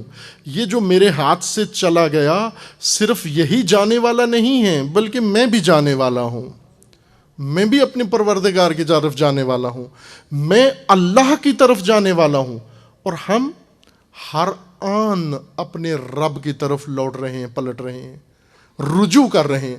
چونکہ ہم آئے ادھر سے ہیں، ہم آئے اللہ کی طرف سے ہیں، ہم جا بھی اللہ کی طرف رہے ہیں، بس یہاں بقا نہیں ہے، یہ دار بقا کا نہیں ہے، یہ رہنے کے لیے نہیں ہے، یہ ذخیرہ کرنے کے لیے نہیں ہے، یہاں پر ہم نے پڑاؤ نہیں ڈالنا۔ میں خود مقیم ہوں، عارضی یہاں پر، اور جانا ہے مجھے، اور جو کچھ میرے پاس تھا یہ تھا ہی سارا اس کا، جو اس کا تھا وہ اس نے لے لیا، اور میں بھی رخت سفر باندھے ہوں، میں بھی یہاں سے جانے والا ہوں۔ بس میرے لیے یہ مصیبت ہے، میرے لیے یہ مشکل ہے، اس مشکل کو برداشت کرنا آسان ہو گیا ہے۔ کیوں کہ ایک تو جو کچھ گیا ہے وہ میرا نہیں تھا، وہ جس کا تھا اس کی راہ میں چلا گیا، اور دوسرا جو میرے ہاتھ سے نکل گیا تو یوں نہیں کہ اب میں نے ہمیشہ یہاں رہنا ہے، بغیر اولاد کے، بغیر مال کے، بغیر سہارے کے، بلکہ میں تو خود راہی ہوں اسی کا جس کے حکم سے یہ سب کچھ مجھ سے چلا گیا ہے، میں اسی کی طرف رجوع کرنے والا ہوں۔ عزیز من، بعض علماء نے بہت خوبصورت اس آیہ کریمہ کے ضمن میں مطالب ذکر فرمائے، میں جتنا یہاں اس محفل مجلس کی گنجائش ہے، مقدور ہے، اتنا عرض کروں گا۔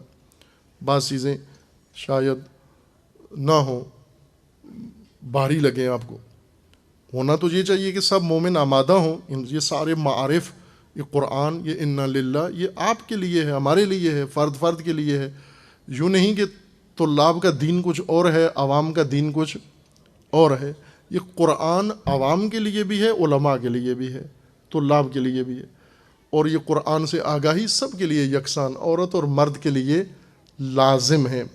ایک مولانا تشریف لائے، وہ فرما رہے تھے کہ کسی علاقے میں گیا، وہاں تبلیغ کے لیے، سندھ کے علاقے میں، تو وہاں ان لوگوں نے کہا کہ یہ نماز پڑھنا یا روزہ رکھنا یا واجبات یہ تو مردوں کے لیے ہیں، عورتیں تو مکلف ہی نہیں ہیں سرے سے، کہ واجبات عورتوں کے لیے خدا نے نہیں بنا. یہ باقاعدہ نظریہ ہے ان کا. کہا کہ عورتیں مکلف نہیں ہیں، جس طرح حیوانات مکلف نہیں ہیں، کچھ واجب نہیں ہے، کوئی مستحب نہیں ہے، کچھ چیز حرام نہیں ہے ان کے لیے.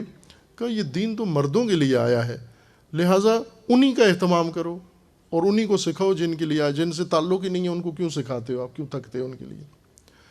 ہم بھی اسی طرح بیٹھے ہوئے ہیں کہ یہ قرآن تو شاید کسی اور کے لیے آیا. بعضوں کے ذہن میں یہ معصومین کے لیے آیا قرآن، عام آدمی کے بشر کے لیے آیا ہی نہیں ہے. یہ باقاعدہ نظریہ ہے بعض کا. اور بعض یہ کہتے ہیں یہ تو علماء طلباء کے لیے ہے، مدرسے والوں کے لیے، فرد کے لیے. ذالک الکتاب لا ریب فیہ ھدی للمتقین، ھدی للناس. فرد کے لیے ہدایت ہے یہ قرآن کریم. عزیز من، توجہ فرمائیں کہ ہم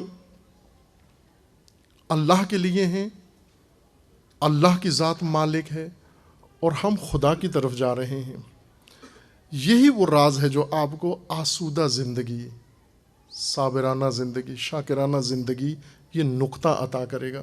ورنہ زندگی کے مسائل مصائب یہ انسان کے لیے اس دنیا کو جہنم بنا دیتے ہیں. ایک نقطہ ہے صرف، رمز توحید، جس کے ذریعے سے آپ اس دنیا کو مزرعہ بنا سکتے ہیں اور دنیا میں آنے کا مقصد ادا کر سکتے ہیں. دنیا میں آنے کا مقصد ہے ہمارا ایک، کسی خاص ہدف کے لیے بھیجا گیا ہے، مہلت دی گئی ہے. یہ مختصر سی عمر، یہ بہت لمبے طولانی دشوار سفر کی مختصر سی مہلت دی گئی ہے ہمیں. اور جس طرح ہم اس کو گنوا رہے ہیں، جس طرح ہم اسے ضائع کر رہے ہیں، جس طرح ہم لہو و لعب میں مبتلا ہیں، اور جس سخاوت کے ساتھ ہم اسے ضائع کر رہے ہیں، وہ شایع نشان مومن نہیں ہیں. کم از کم اہل قرآن کے لیے، اہل دین کے لیے ان کی شایع نشان نہیں ہے کہ وہ اس طرح کا طرز زندگی اپنائیں. غفلت ہے جس نے یہ رونق ساری ہماری بنائی ہوئی ہے. اور اگر ہم آگاہ ہو جائیں، یہ راز حل ہو جائے، یہ معمہ حل ہو جائے، آپ کو وہ آسودگی، دائمی آسودگی ہر حال میں نصیب ہوگی. جب اللہ کی ساری نعمتیں آپ کے پاس ہیں تو آپ خوشحال ہیں، اور جس دن یہ ساری نعمتیں خدا نے لے لیں اس دن خوشحال تر ہوں گے آپ. جس دن اولاد ہے، صحت مند ہے، سب کے سب ہنس کھیل رہے ہیں اور آپ ان کے درمیان ہیں اور خوش ہیں آپ، اور جس دن خدا نے یہ سارے لے لیے تو بھی آپ خوش ہیں اس دن. آپ کیوں؟ اس لیے کہ جو تھا وہ میرا نہیں تھا، اور جس نے لے لیا ہے وہ مالک تھا، اس نے لے لیا ہے.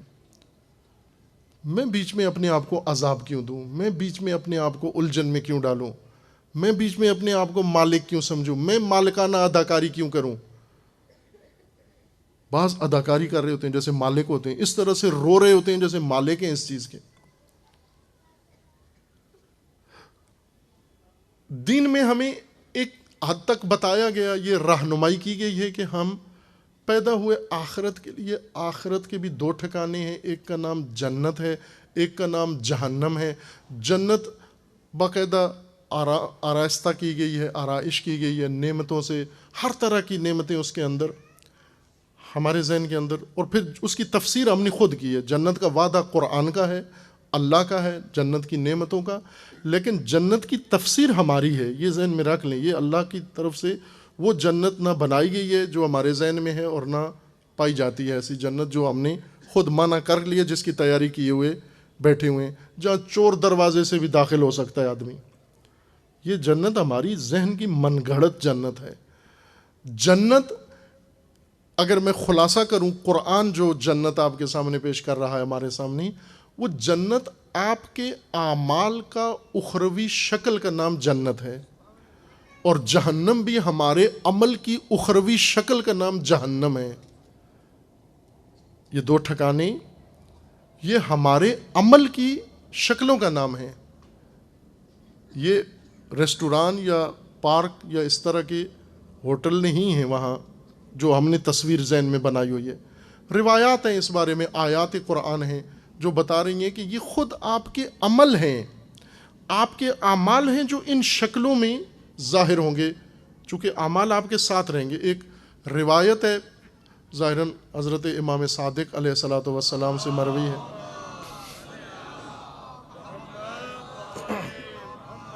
کہ شخص جب اس دنیا سے جاتا ہے، موت کا وقت آتا ہے، تو یہ شخص وہ مال و اموال، جائیداد، جاگیر، جو کچھ اس نے بنایا ہے، لحظہ موت میں، حالت احتضار میں، اس مرنے والے کے لیے یہ سارا عمل حکم خدا سے انجام پاتا ہے کہ ایک دفعہ وہ تمام اموال اس کے سامنے آ جاتے ہیں، اپنی مالکیت جس کو سمجھتا تھا، اور یہ ان اب دروازے پہ، دہلیز پہ کھڑا ہوتا ہے. دروازے پہ جو کھڑا ہوتا ہے دونوں منظر دیکھ رہا ہوتا ہے. مثلا ابھی ہم یہاں کھڑے ہوئے ہیں، صرف اندر، گھر کے اندر، صحن کے اندر کا ماحول دیکھ رہے ہیں. جو باہر ہیں وہ اندر نہیں دیکھ رہے، جو اندر ہیں باہر نہیں نظر آ رہا. لیکن جو دروازے پہ ہیں، ایک نگاہ ان کی باہر ہے، ایک اندر ہے، وہ اندر کا ماحول بھی دیکھ رہے ہیں اور باہر کا ماحول بھی دیکھ رہے ہیں. جو زندہ ہیں انہیں آخرت نظر نہیں آتی، اور جو آخرت میں چلے گئے ہیں اب وہ دنیا سے روپوش ہو گئے ہیں. لیکن جو حالت احتضار میں ہوتے ہیں، یہ اس کھڑکی میں کھڑے ہوتے ہیں.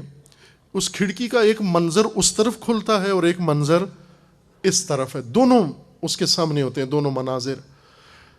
اور ان دونوں مناظر میں وہ ایک نگاہ ادھر کرتا ہے کہ سامنے کیا پیش آنے والا ہے، پھر ادھر نگاہ دوڑاتا ہے کہ وہ جو کچھ ادھر ہونے والا ہے وہاں کے لیے میں یہاں سے کچھ مدد لے کے جاؤں.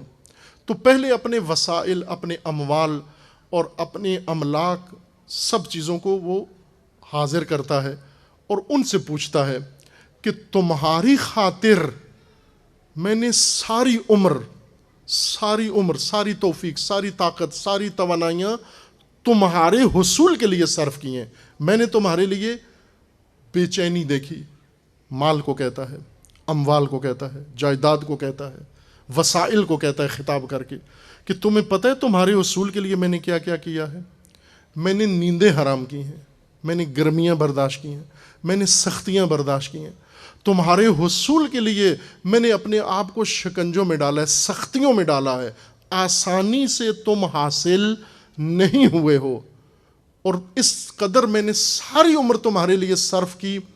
اب میرے لیے مشکل کا وقت آ گیا ہے، اور اس مشکل میں مجھے آپ سے مدد کی ضرورت ہے. یہ امام ششم کی روایت ہے. مجھے تمہاری مدد کی ضرورت ہے. بتاؤ اس مرحلے میں میری مدد کیا کر سکتے ہو؟ ان کا جواب یہ آئے گا کہ ہمارا عمل صرف یہیں تک ہے، اس دریچے سے اس طرف ہے، اس آگے کے لیے ہماری کوئی رسائی نہیں ہے. ہماری کوئی رسائی نہیں، طاقت نہیں ہے. ہمیں بنایا ادھر کے لیے گیا ہے، ادھر کا عالم، وہ دار ممنوع ہے ہمارے لیے، وہاں تیری کوئی مدد نہیں کر سکتے. پھر یہ اپنی اولاد کو بلائے گا جن کے لیے یہ سب کچھ کیا. وہ اولاد جنہیں پالا، جنہیں جنم دیا، وہ تکلیفیں اٹھائیں، پھر ان کو پالنے کی تکلیفیں اٹھائیں، پھر ان کو پڑھانے کی تکلیفیں اٹھائیں، پھر ان کو سنوارنے کی تکلیفیں اٹھائیں، پھر ان کو تمام سہولتیں پہنچانے کی تکلیفیں اٹھائیں، جن کے لیے انسان نے ساری عمر اپنی دے دی. اب انہیں خطاب کرے گا کہ میرے اولاد، میرے بچوں، تمہارے لیے میں نے سب کچھ، یہ سب کچھ تمہارے لیے فراہم کیا اور تمہارے لیے اپنی ساری زندگی میں نے گزار دی. لیکن سامنے جو منظر ہے، اس منظر کے لیے میں نے کچھ نہیں تیار کیا. آیا تم میری کوئی مدد کر سکتے ہو؟ اولاد بھی یہی کہیں گے کہ ہمیں یہیں تک اجازت ہے، اس سے آگے ہم تیری کوئی مدد نہیں کر سکیں گے. اور آخری حسرت کی ایک نیم نا امیدی کی نگاہ اپنے عمل پہ ڈالے گا، اور پھر سارے اعمال اس کے حاضر ہوں گے اور ان اعمال سے سوال کرے گا کہ جن کی خاطر تمہاری طرف میں نے، اعمال کو کہے گا میں نے تمہارے لیے کچھ بھی نہیں کیا، تمہاری طرف توجہ نہیں کی، تمہیں کسی فالتو ٹائم میں کر دیتا تھا، لیکن سب کچھ اولاد کے لیے کیا، سب کچھ وسائل کے لیے کیا، سب کچھ اموال کے لیے کیا. اب میری مشکل منزل ہے، آگے سامنے سخت منزل آ گئی ہے، یہ دونوں میری کوئی مدد نہیں کر سکتے چونکہ یہ اس طرف کے لیے ہیں. آیا تمہیں اجازت ہے کہ تم اس طرف میری کوئی مدد کر سکو؟ تو اعمال انسان کو کہیں گے کہ ہمیں اسی لیے تیرے ساتھ جوڑا گیا ہے کہ اس عالم میں تیری مدد کو کریں، ہم تیری مدد کر سکتے ہیں، تیری مشکل حل کر سکتے ہیں۔ اور اس وقت اس کے اندر امید پیدا ہوگی اور وہ اعمال لے کر اپنی اس طرف چلا جائے گا۔ اور وہ اعمال یہاں پر ایسے نہیں، مثلا گفتگو نہیں ہوگی۔ قرآن کریم کی سری آیات ہیں، فَمَنْ يَعْمَلْ مِثْقَالَ ذَرَّةٍ خَيْرًا يَرَى وَمَنْ يَعْمَلْ مِثْقَالَ ذَرَّةٍ شَرًّا يَرَى۔ جو ذرہ برابر خیر کرے گا وہ بھی آخرت میں دیکھے گا، وہاں دیکھے گا، اس کے ساتھ جائے گا، اور جو ذرہ برابر شر انجام دے گا وہ اس کے ساتھ جائے گا، وہ اس کے ساتھ ہمراہ ہوگا اور اسے دیکھے گا وہاں جا کر۔ یہ شر و خیر ذرہ ذرہ اس کے ہمراہ ہوگا، لیکن یہ اس روپ میں نہیں ہوں گے، اس شیپ میں نہیں ہوں گے۔ یہاں عمل گفتگو ہے، یہاں پہ عمل بولنا ہے، سننا ہے، بیٹھنا ہے، چلنا ہے۔ وہاں پر چلن نہیں ہوگا، وہاں پر نماز یہ اٹھنا بیٹھنا رکوع سجود نہیں ہوں گے، وہاں پر روزہ یہ بھوک اور سختی نہیں ہوگی، وہاں حج یہ طواف و چکر نہیں ہوں گے، اس شکل میں نہیں ہوگا جس شکل میں یہاں ہے۔ یہ اس عمل کی دنیاوی شکل ہے۔ یہ عمل لباس دنیا اتار دے گا، جس طرح انسان کا لباس دنیا اتر جائے گا اور لباس آخرت پہنا دیا جائے گا۔ انسان کی شیپ بھی اخروی ہو جائے گی، اس کے عمل کی شکل بھی اخروی ہو جائے گی۔ جب انسان کا عمل لباس دنیا اتار کے لباس آخرت پہنے گا، جب انسان اس پہ نگاہ ڈالے گا تو یہ ساری وہ نعمتیں ہوں گی جن کا قرآن نے ذکر کیا ہے۔ یہ بہشت ہے تمہاری۔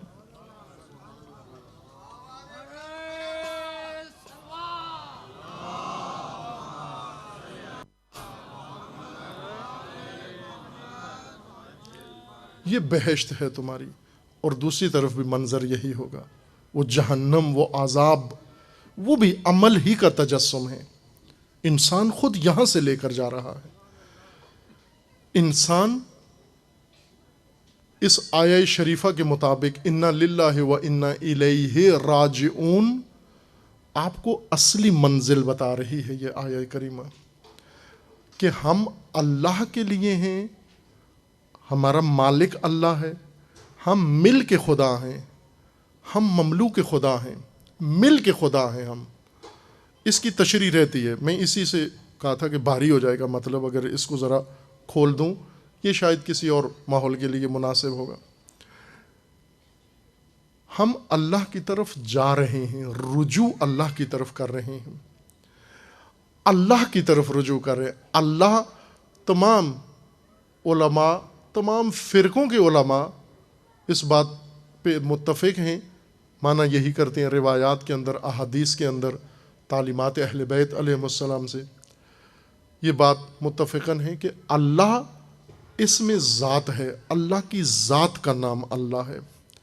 باقی اللہ کے صفات کے نام ہیں، اللہ کے افعال کے نام ہیں۔ مثلا رحمان رحیم ذات کے نام نہیں ہیں، صفات کے نام ہیں، اللہ تعالیٰ کے افعال کے نام ہیں۔ لیکن اللہ ذات حق تعالیٰ کا نام ہے، ذات حق کا نام ہے اللہ۔ اس آیہ کریمہ میں خداوند تبارک و تعالیٰ نے جو مومن کے لیے نقطہ ذکر فرمایا ہے وہ یہ ہے، اِنَّا لِلَّهِ وَإِنَّا إِلَيْهِ راجعون۔ ہم مل کے خدا ہیں، ہم مملوک خدا ہیں، اللہ مالک ہے، ہم عبد خدا ہیں۔ عبد وہ ہے جس کا کوئی ملک نہیں ہوتی، کسی کا اختیار اس کے اوپر نہیں ہوتا۔ عبد کہتے ہی اس کو ہیں جس کا کوئی اختیار کسی چیز پر نہیں ہے، جس نے اپنا اختیار جتلا دیا، عبودیت سے باہر چلا گیا۔ جس نے کہا یہ میرا ہے، عبودیت سے باہر، عبد نہیں رہا۔ عبد کون ہے؟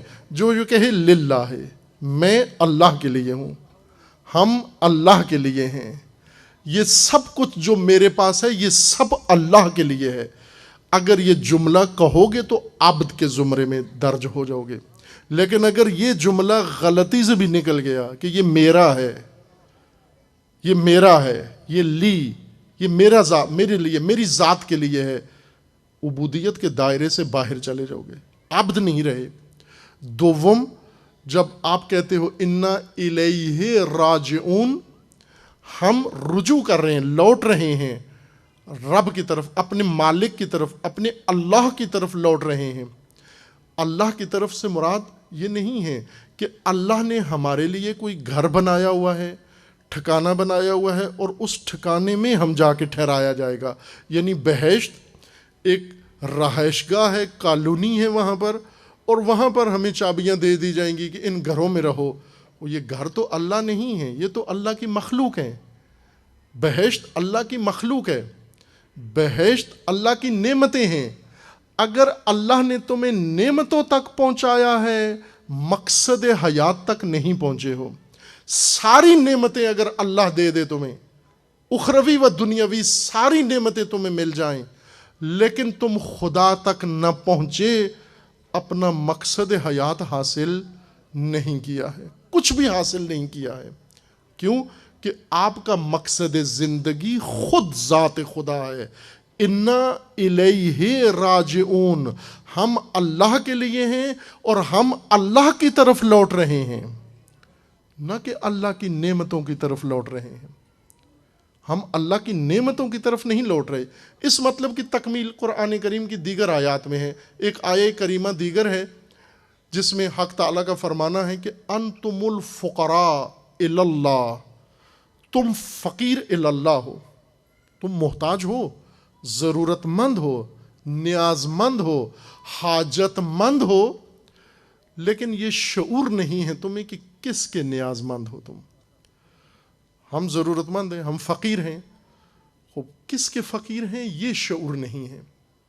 تم سب فقیر ہو، جن کے پاس ساری دولت دنیا کی جمع ہے وہ بھی فقیر ہیں، بلکہ تمہاری ذات ہی فقر ہے، تمہاری ذات ہی حاجت ہے، تمہاری ذات ہی نیاز ہے اور نیاز مندی ہے۔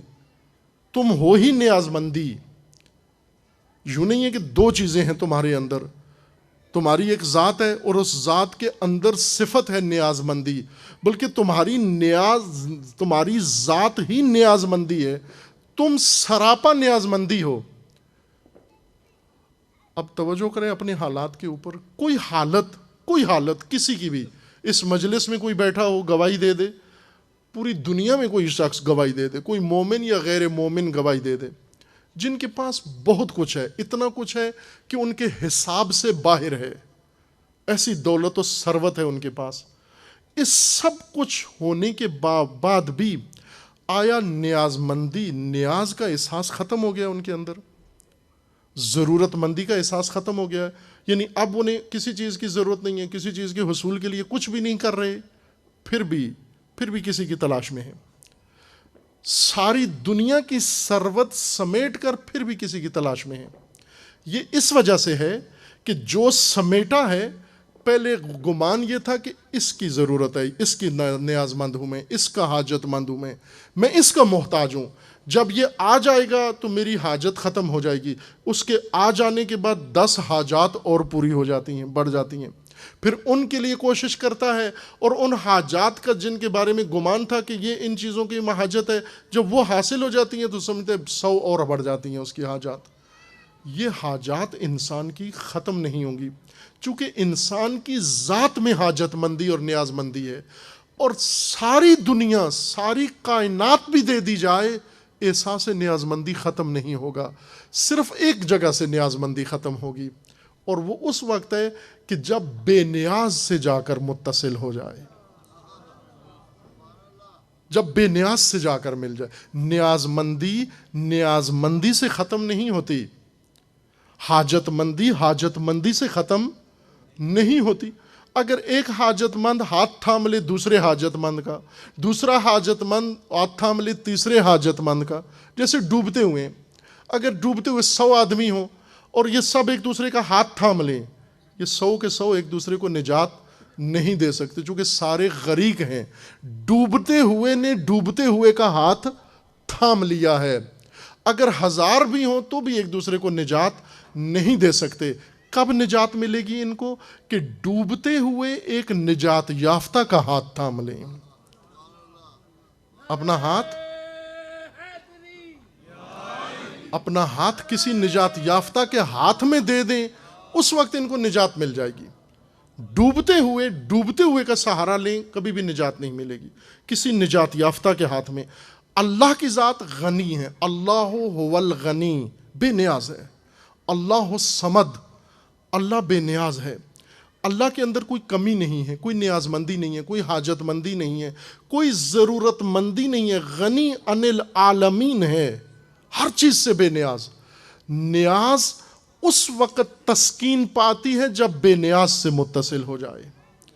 نیاز مندی سے مل کر کبھی بھی بے نیازی نہیں، احساس پیدا نہیں ہوتا. عزیز من، مومن بہشت میں چلا جائے، وہ بہشت جو ہم نے تصویر بنا رکھی ہے، تو بھی ہماری نیاز مندی ختم نہیں ہوگی. یہ ٹھکانہ نہیں ہے ہمارا. ہم ہیں فقراء اللہ، قرآن کریم کے بقول ہم ہیں فقراء اللہ. ہم ہیں محتاج، ہم ہیں نیاز مند، وہ ہے غنی. بے نیاز کا سفر غنی کے ساتھ جا کر ملنے سے تمام ہوتا ہے. جب تک غنی کے ساتھ متصل نہ ہو، بے نیاز کے ساتھ متصل نہ ہو، اس کا سفر اختتام پذیر نہیں ہوا. اب جب دنیا میں آئے، ہمارے ہاتھ جو چیز آئی تھی وہ ہمارے ہاتھ سے جا رہی ہے. خوب یہ جو ہاتھ آئی تھی یہ میری نہیں تھی، میں خود اپنا نہیں ہوں، مالک نہیں ہوں. اور میں یہاں رہنے کے لیے نہیں ہوں، میں تو اپنے مالک کی طرف جا رہا ہوں. اور یہ جو میرے ہاتھ سے نکلا ہے یہ مالک نے لے لیا ہے. جہاں میں جا رہا ہوں یہ وہیں پہ پہنچ گیا ہے. یعنی اگر بیٹا راہ خدا میں چلا گیا، روتے کیوں ہو؟ روتے کس لیے ہو؟ کہ آپ سے پہلے یہ وہاں پہنچ گیا جہاں آپ ارادہ رکھتے ہو جانے کا. مال اگر راہ خدا میں دے دیا تو آپ سے پہلے یہ وہاں پہنچ گیا جہاں آپ ارادہ رکھتے ہو جانے کا. اگر آپ کا سامان کوئی کہے جی کہ کہاں جانا ہے، آپ کہتے ہو میں نے فلاں شہر جانا ہے، کہتے ٹھیک ہے سامان اپنا سارا مجھے دے دیں، میں آپ سے پہلے آپ کا سامان وہاں پہنچا دیتا ہوں، جب آپ پہنچیں گے تو یہ وہاں موجود ہوگا. تو آپ تو روتے نہیں ہو، ہائے میرا سامان مجھ سے لے لیا گیا. کبھی رویا ہے کوئی انسان میرا سامان مجھ سے لے لیا گیا، جدا ہو گیا؟ آپ خوش ہوتے ہو یہاں پر کہ جہاں جانا تھا مجھے یہ تو وہیں پہ پہنچا دیا گیا ہے، میری سہولت کے لیے یہ پہنچا دیا گیا، تو میں کس لیے یہاں پر واویلا کروں. اس لیے فرمایا وَبَشِّرِ الصَّابِرِينَ الَّذِينَ إِذَا أَصَابَتْهُمْ مُصِيبَةٌ قَالُوا إِنَّا لِلَّهِ وَإِنَّا إِلَيْهِ رَاجِعُونَ. ہم اللہ کے لیے ہیں اور ہم اللہ کی طرف جا رہے ہیں. نہ اللہ کی مخلوق کی جانب، نہ اللہ کی نعمتوں کی جانب، نہ اللہ نے اخروی نعمتیں جو بنائی ہیں وہ مقصود ہے ہمارا، خود ذات مقصود ہے. اللہ کی ذات کی طرف جا رہے ہیں. اس کے علاوہ کسی چیز میں اتنی کشش نہیں ہے کہ وہ انسان کو اپنا مجذوب بنا سکے، انسان کو جذب کر سکے اور انسان اس کی طرف رجوع کر سکے. رجوع وہیں ہوتا ہے جہاں اصل ہوتی ہے، جہاں انسان کی اساس ہوتی ہے. اور یہی دنیا دار غفلت میں ہم بھول جاتے ہیں. پہلا سبق اور حقیقی سبق جب بھول جاتے ہیں ہم جا کر، ہم دنیا میں آئے کیوں تھے اور ہم دنیا میں کر کیا رہے ہیں اور ہمیں دنیا سے جانا کہاں ہے، یہ سب کچھ فراموش کر دیتے ہیں. اس لیے امیر المومنین فرماتے ہیں کہ خدا رحمت کرے اس شخص کو جو 3 سوالوں کے جواب جانتا ہے: کہاں سے آیا ہے، کہاں جا رہا ہے اور اس وقت کہاں ہے. آیا اسی جگہ ہے جہاں اس کو ہونا چاہیے تھا یا کہیں اور کھڑا ہے؟ عزیزان من، جب اس شخص نے امیر المومنین کے سامنے یہ آیت پڑھی اِنَّا لِلَّهِ وَإِنَّا إِلَيْهِ رَاجِعُونَ، تو حضرت نے اس کی تفسیر فرمائی اس کے سامنے کہ اے مومن جو تو کہہ رہا ہے، وَسَمِعَ رَجُلًا يَقُولُ، ایک شخص کو یہ کہتے ہوئے حضرت نے سنا اِنَّا لِلَّهِ وَإِنَّا إِلَيْهِ رَاجِعُونَ، ہم اللہ کے لیے ہیں اور اللہ کی طرف جا رہے ہیں. فقال علیہ السلام، امیر المومنین علیہ السلام نے بیان فرمایا: ان قولنا انا للہ اقرار علی انفسنا بالملک، یہ اقرار ہے ہماری طرف سے کہ ہم ملک بھی، بعض روایتوں میں اس نسخے میں ملک لکھا ہوا ہے، بعض میں ملک لکھا ہوا ہے، فرق نہیں پڑتا، ملک ہو یا ملک ہو، معنی ایک ہی بنتا ہے کہ ہم مل کے خدا ہیں، اور اللہ کی ذات مالک ہے، ہم عبد خدا ہیں، ہم بندہ خدا ہیں۔ اور جب ہم یہ کہتے ہیں وَقَوْلُنَا إِنَّا إِلَيْهِ راجعون، اور جب ہم یہ کہتے ہیں ہم اللہ کی طرف لوٹ رہے ہیں، اقرار علی انفسنا بالحلق، اس وقت اقرار یہ ہے کہ ہم بھی اس راہ کے راہی و اس راہ کے مسافر ہیں، جہاں سے آئے ہیں وہیں لوٹ کر جا رہے ہیں۔ اس لیے اس کو کہا کہ وہ بشر الصابرین، وہ صابرین ان کو بشارت دیں، معجزہ دیں، خوشخبری، جو مصیبت کے وقت یہ کہتے ہیں انا للہ و انا الیہ راجعون، جو مال کی مصیبت کے وقت، اولاد کی مصیبت کے وقت، جان کی مصیبت کے وقت اور اموال کی مصیبت کے وقت جو اللہ کی راہ میں دیتے ہیں، یہ کہتے ہیں ہم اللہ کی طرف سے ہیں اور اللہ کی طرف لوٹ کر جا رہے ہیں، ان کو بشارت دے دیں، ان صابرین کو۔ لیکن جو دوسرے جو ہائے مال کہتے ہیں، جو ہائے اولاد کہتے ہیں، جو ہائے جان کہتے ہیں، ہائے میں مر گیا، میرا بچہ مر گیا، میرا مال چلا گیا، جو مال کے غم میں ڈوبے ہوئے ہیں، ان کے لیے بشارت نہیں ہے، ان کے لیے شعار، ان کے منطق، ان کی سوچ ان کی دوسری ہے۔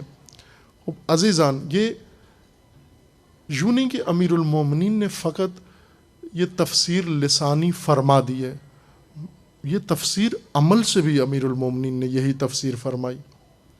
جب بھی مصیبت کا وقت آیا امیر المومنین کے اوپر، اور فراوان آیا، کم نہیں آیا، امیر المومنین کے اوپر مصائب، بہت شدید مصائب آئے، اتنے شدید مصائب کہ ہم اگر دیگر معصومین کی زندگیوں میں دیکھیں علیحدہ علیحدہ، تو سارے مل کر مصائب جو دیگر ہستیوں پر آئے وہ امیر المومنین کی ذات کے اوپر نازل ہوئے۔ لیکن ان تمام مصائب کے میدان میں امیر المومنین نے یہی شعار رکھا، انا للہ و انا الیہ راجعون۔ حتیٰ جب جان پہ پڑی، جب ضربت لگی، ضربت شہادت لگی، جراحت، اس وقت بھی فرمایا فزت و رب الکعبہ، رب کعبہ کی قسم کامیاب ہو گیا۔ یعنی کہا ہائے جان، یہ جان کدھر جا رہی ہے؟ یہ جان اس کی طرف جا رہی ہے جو مالک ہے جان کا، جس نے دی تھی جان، یہ جان اب اس کی جانب لوٹ کر جا رہی ہے۔ اور جب دیگر سختیاں آئیں، ان کے مقام پر بھی امیر المومنین نے صبر کیا اور استقامت دکھائی، پیچھے نہیں ہٹے، محتاط نہیں ہو گئے، بندگی خدا پہ قائم رہے۔ حق چھینا، اقتدار لے لیا گیا، ہر چیز ایک ایک کر کے امیر المومنین کو جو قرآن میں فرمایا وَلَنَبْلُوَنَّكُمْ بِشَيْءٍ مِّنَ الْخَوْفِ وَالْجُوعِ، ہر چیز میں مبتلا کیا گیا امیر المومنین کو، اور ہر میدان میں امیر المومنین صابر رہے۔ ہر مصیبت کے وقت امیر المومنین نے یہی فرمایا انا للہ و انا الیہ راجعون۔ اور اولاد علی نے، آل علی نے عمل کے میدان میں انا للہ و انا الیہ راجعون ثابت کیا، تفسیر فرمائی۔ کربلا قرآن کی عملی تفسیر ہے، آیات قرآن کی، احکام خدا کی، دستورات الہی کی عملی تفسیر ہے۔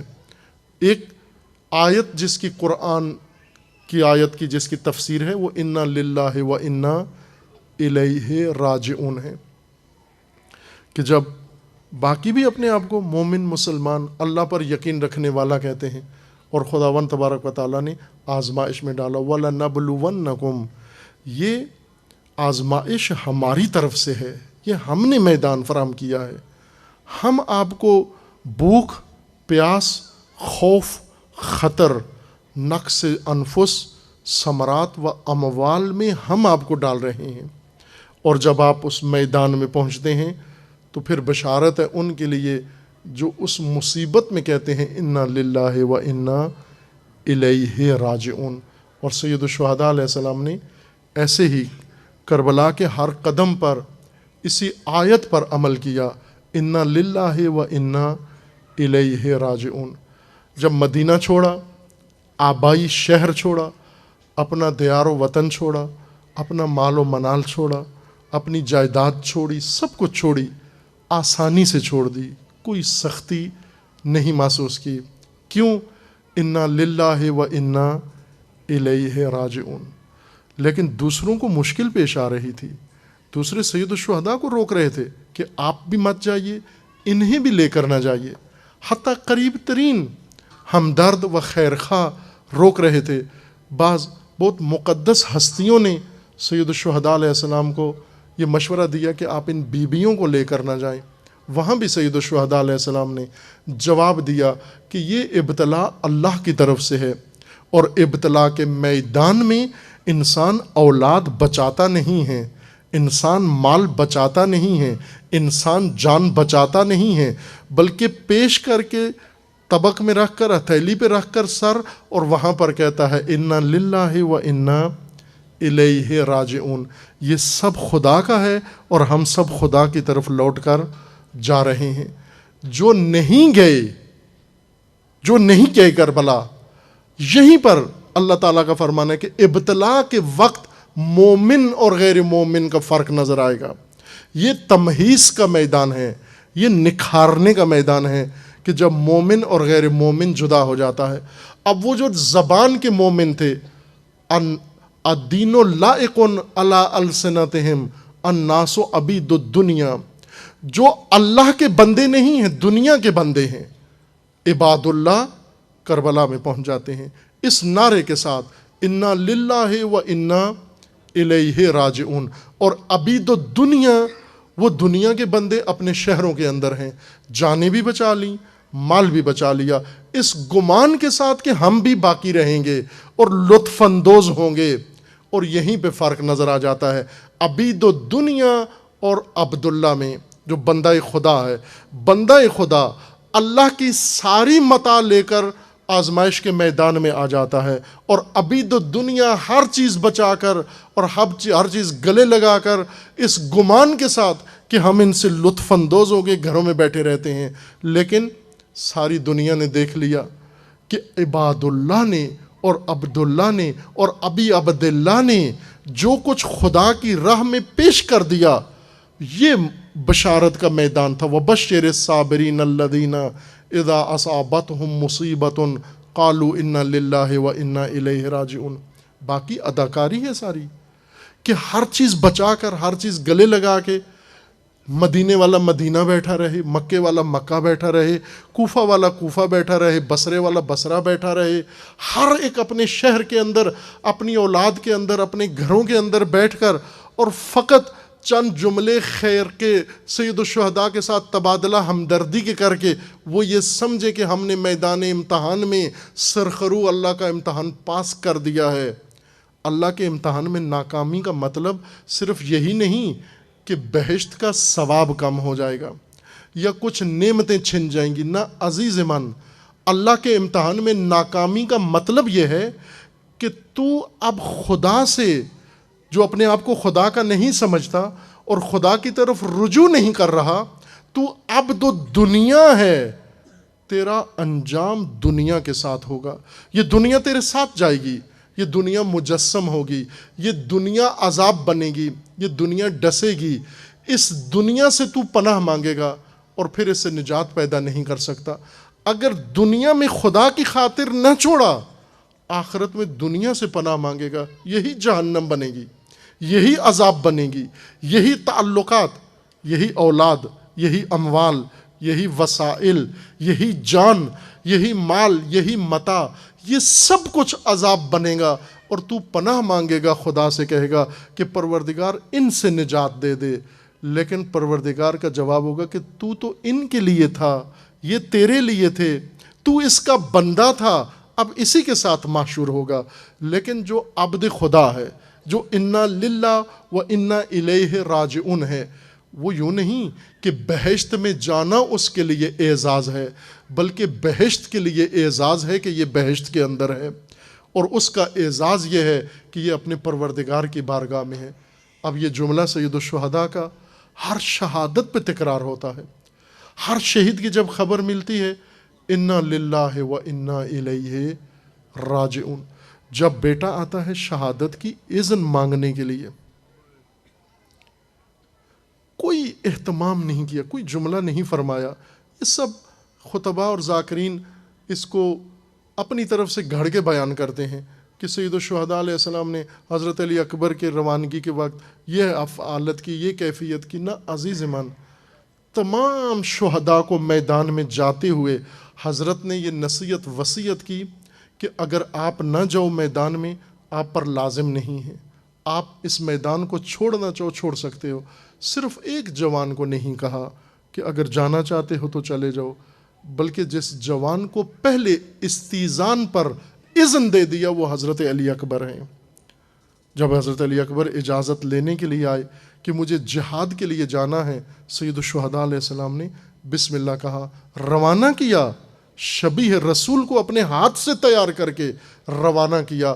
اور جب حضرت علی اکبر میدان میں گئے اور جب ندا استغاثہ بلند کیا یا اباتے، اس وقت سید الشہداء نے فرمایا انا للہ و انا الیہ راجعون، ہم اللہ کے لیے ہیں اور ہم اللہ کی طرف جا رہے ہیں.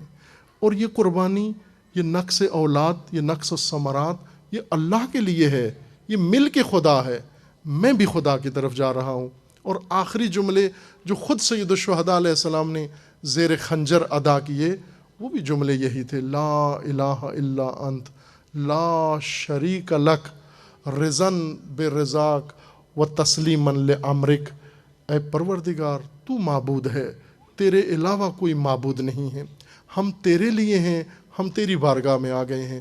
اور یہی جو علماء پڑھتے ہیں بیان کرتے ہیں کہ ندا آئی پروردگار کی جانب سے، یا ایتھا النفس المطمئنہ ارجعی الی ربک، اے نفس مطمئنہ تو لوٹا، ارجعی رجوع کر.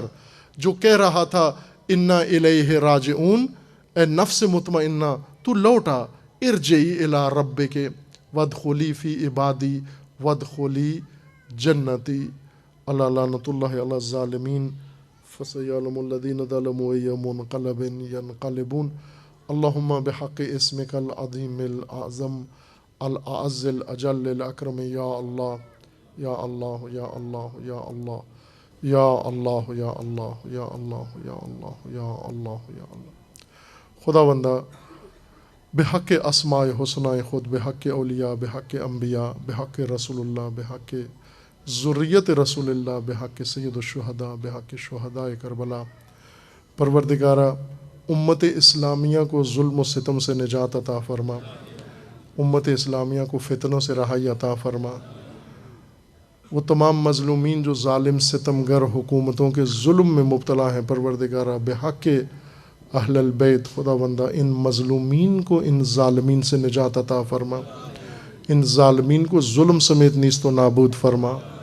مظلومین برما رونگیا کو نجات عطا فرما، مظلومین کشمیر کو ظلم و ستم سے نجات عطا فرما، مظلومین فلسطین کو نجات عطا فرما، مظلومین یمن کو نجات عطا فرما، مظلومین بحرین کو نجات عطا فرما، مظلومین حجاز کو اس ظالم ستمگر نظام سے نجات عطا فرما، مظلومین عراق کو نجات عطا فرما، مظلومین سوریہ و لبنان کو نجات عطا فرما. پروردگارہ بحق محمد و آل محمد، خدا بندہ حزب اللہ کو کامیابی عطا فرما، سید مقاومت سید حسن نصر اللہ کی حفاظت فرما، رہبر معظم انقلاب اسلامی کا سایہ دراز فرما، انقلاب اسلامی کو انقلاب امام زمان سے متصل فرما، انقلاب اسلامی کو دشمنوں کے شر سے محفوظ فرما.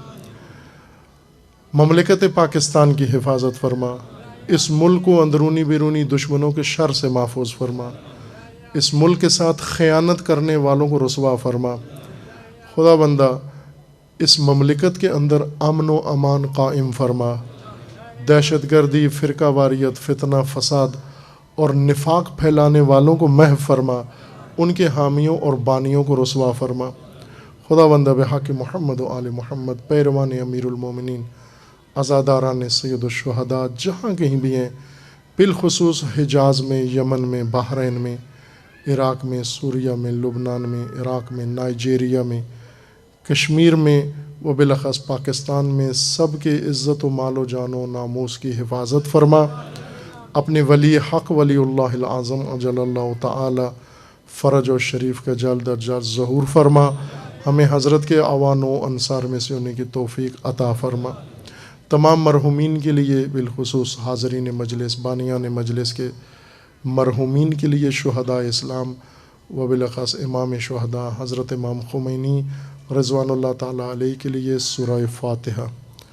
بسم اللہ الرحمن الرحیم، الحمد للہ رب العالمین، الرحمن الرحیم، مالک یوم الدین، ایاک نعبد و ایاک نستعین، اہدنا الصراط المستقیم، صراط الذین انعمت علیہم غیر المغضوب علیہم ولا الضالین۔ اللہم تقبل منا انک انت السمیع العلیم برحمتک یا ارحم الراحمین۔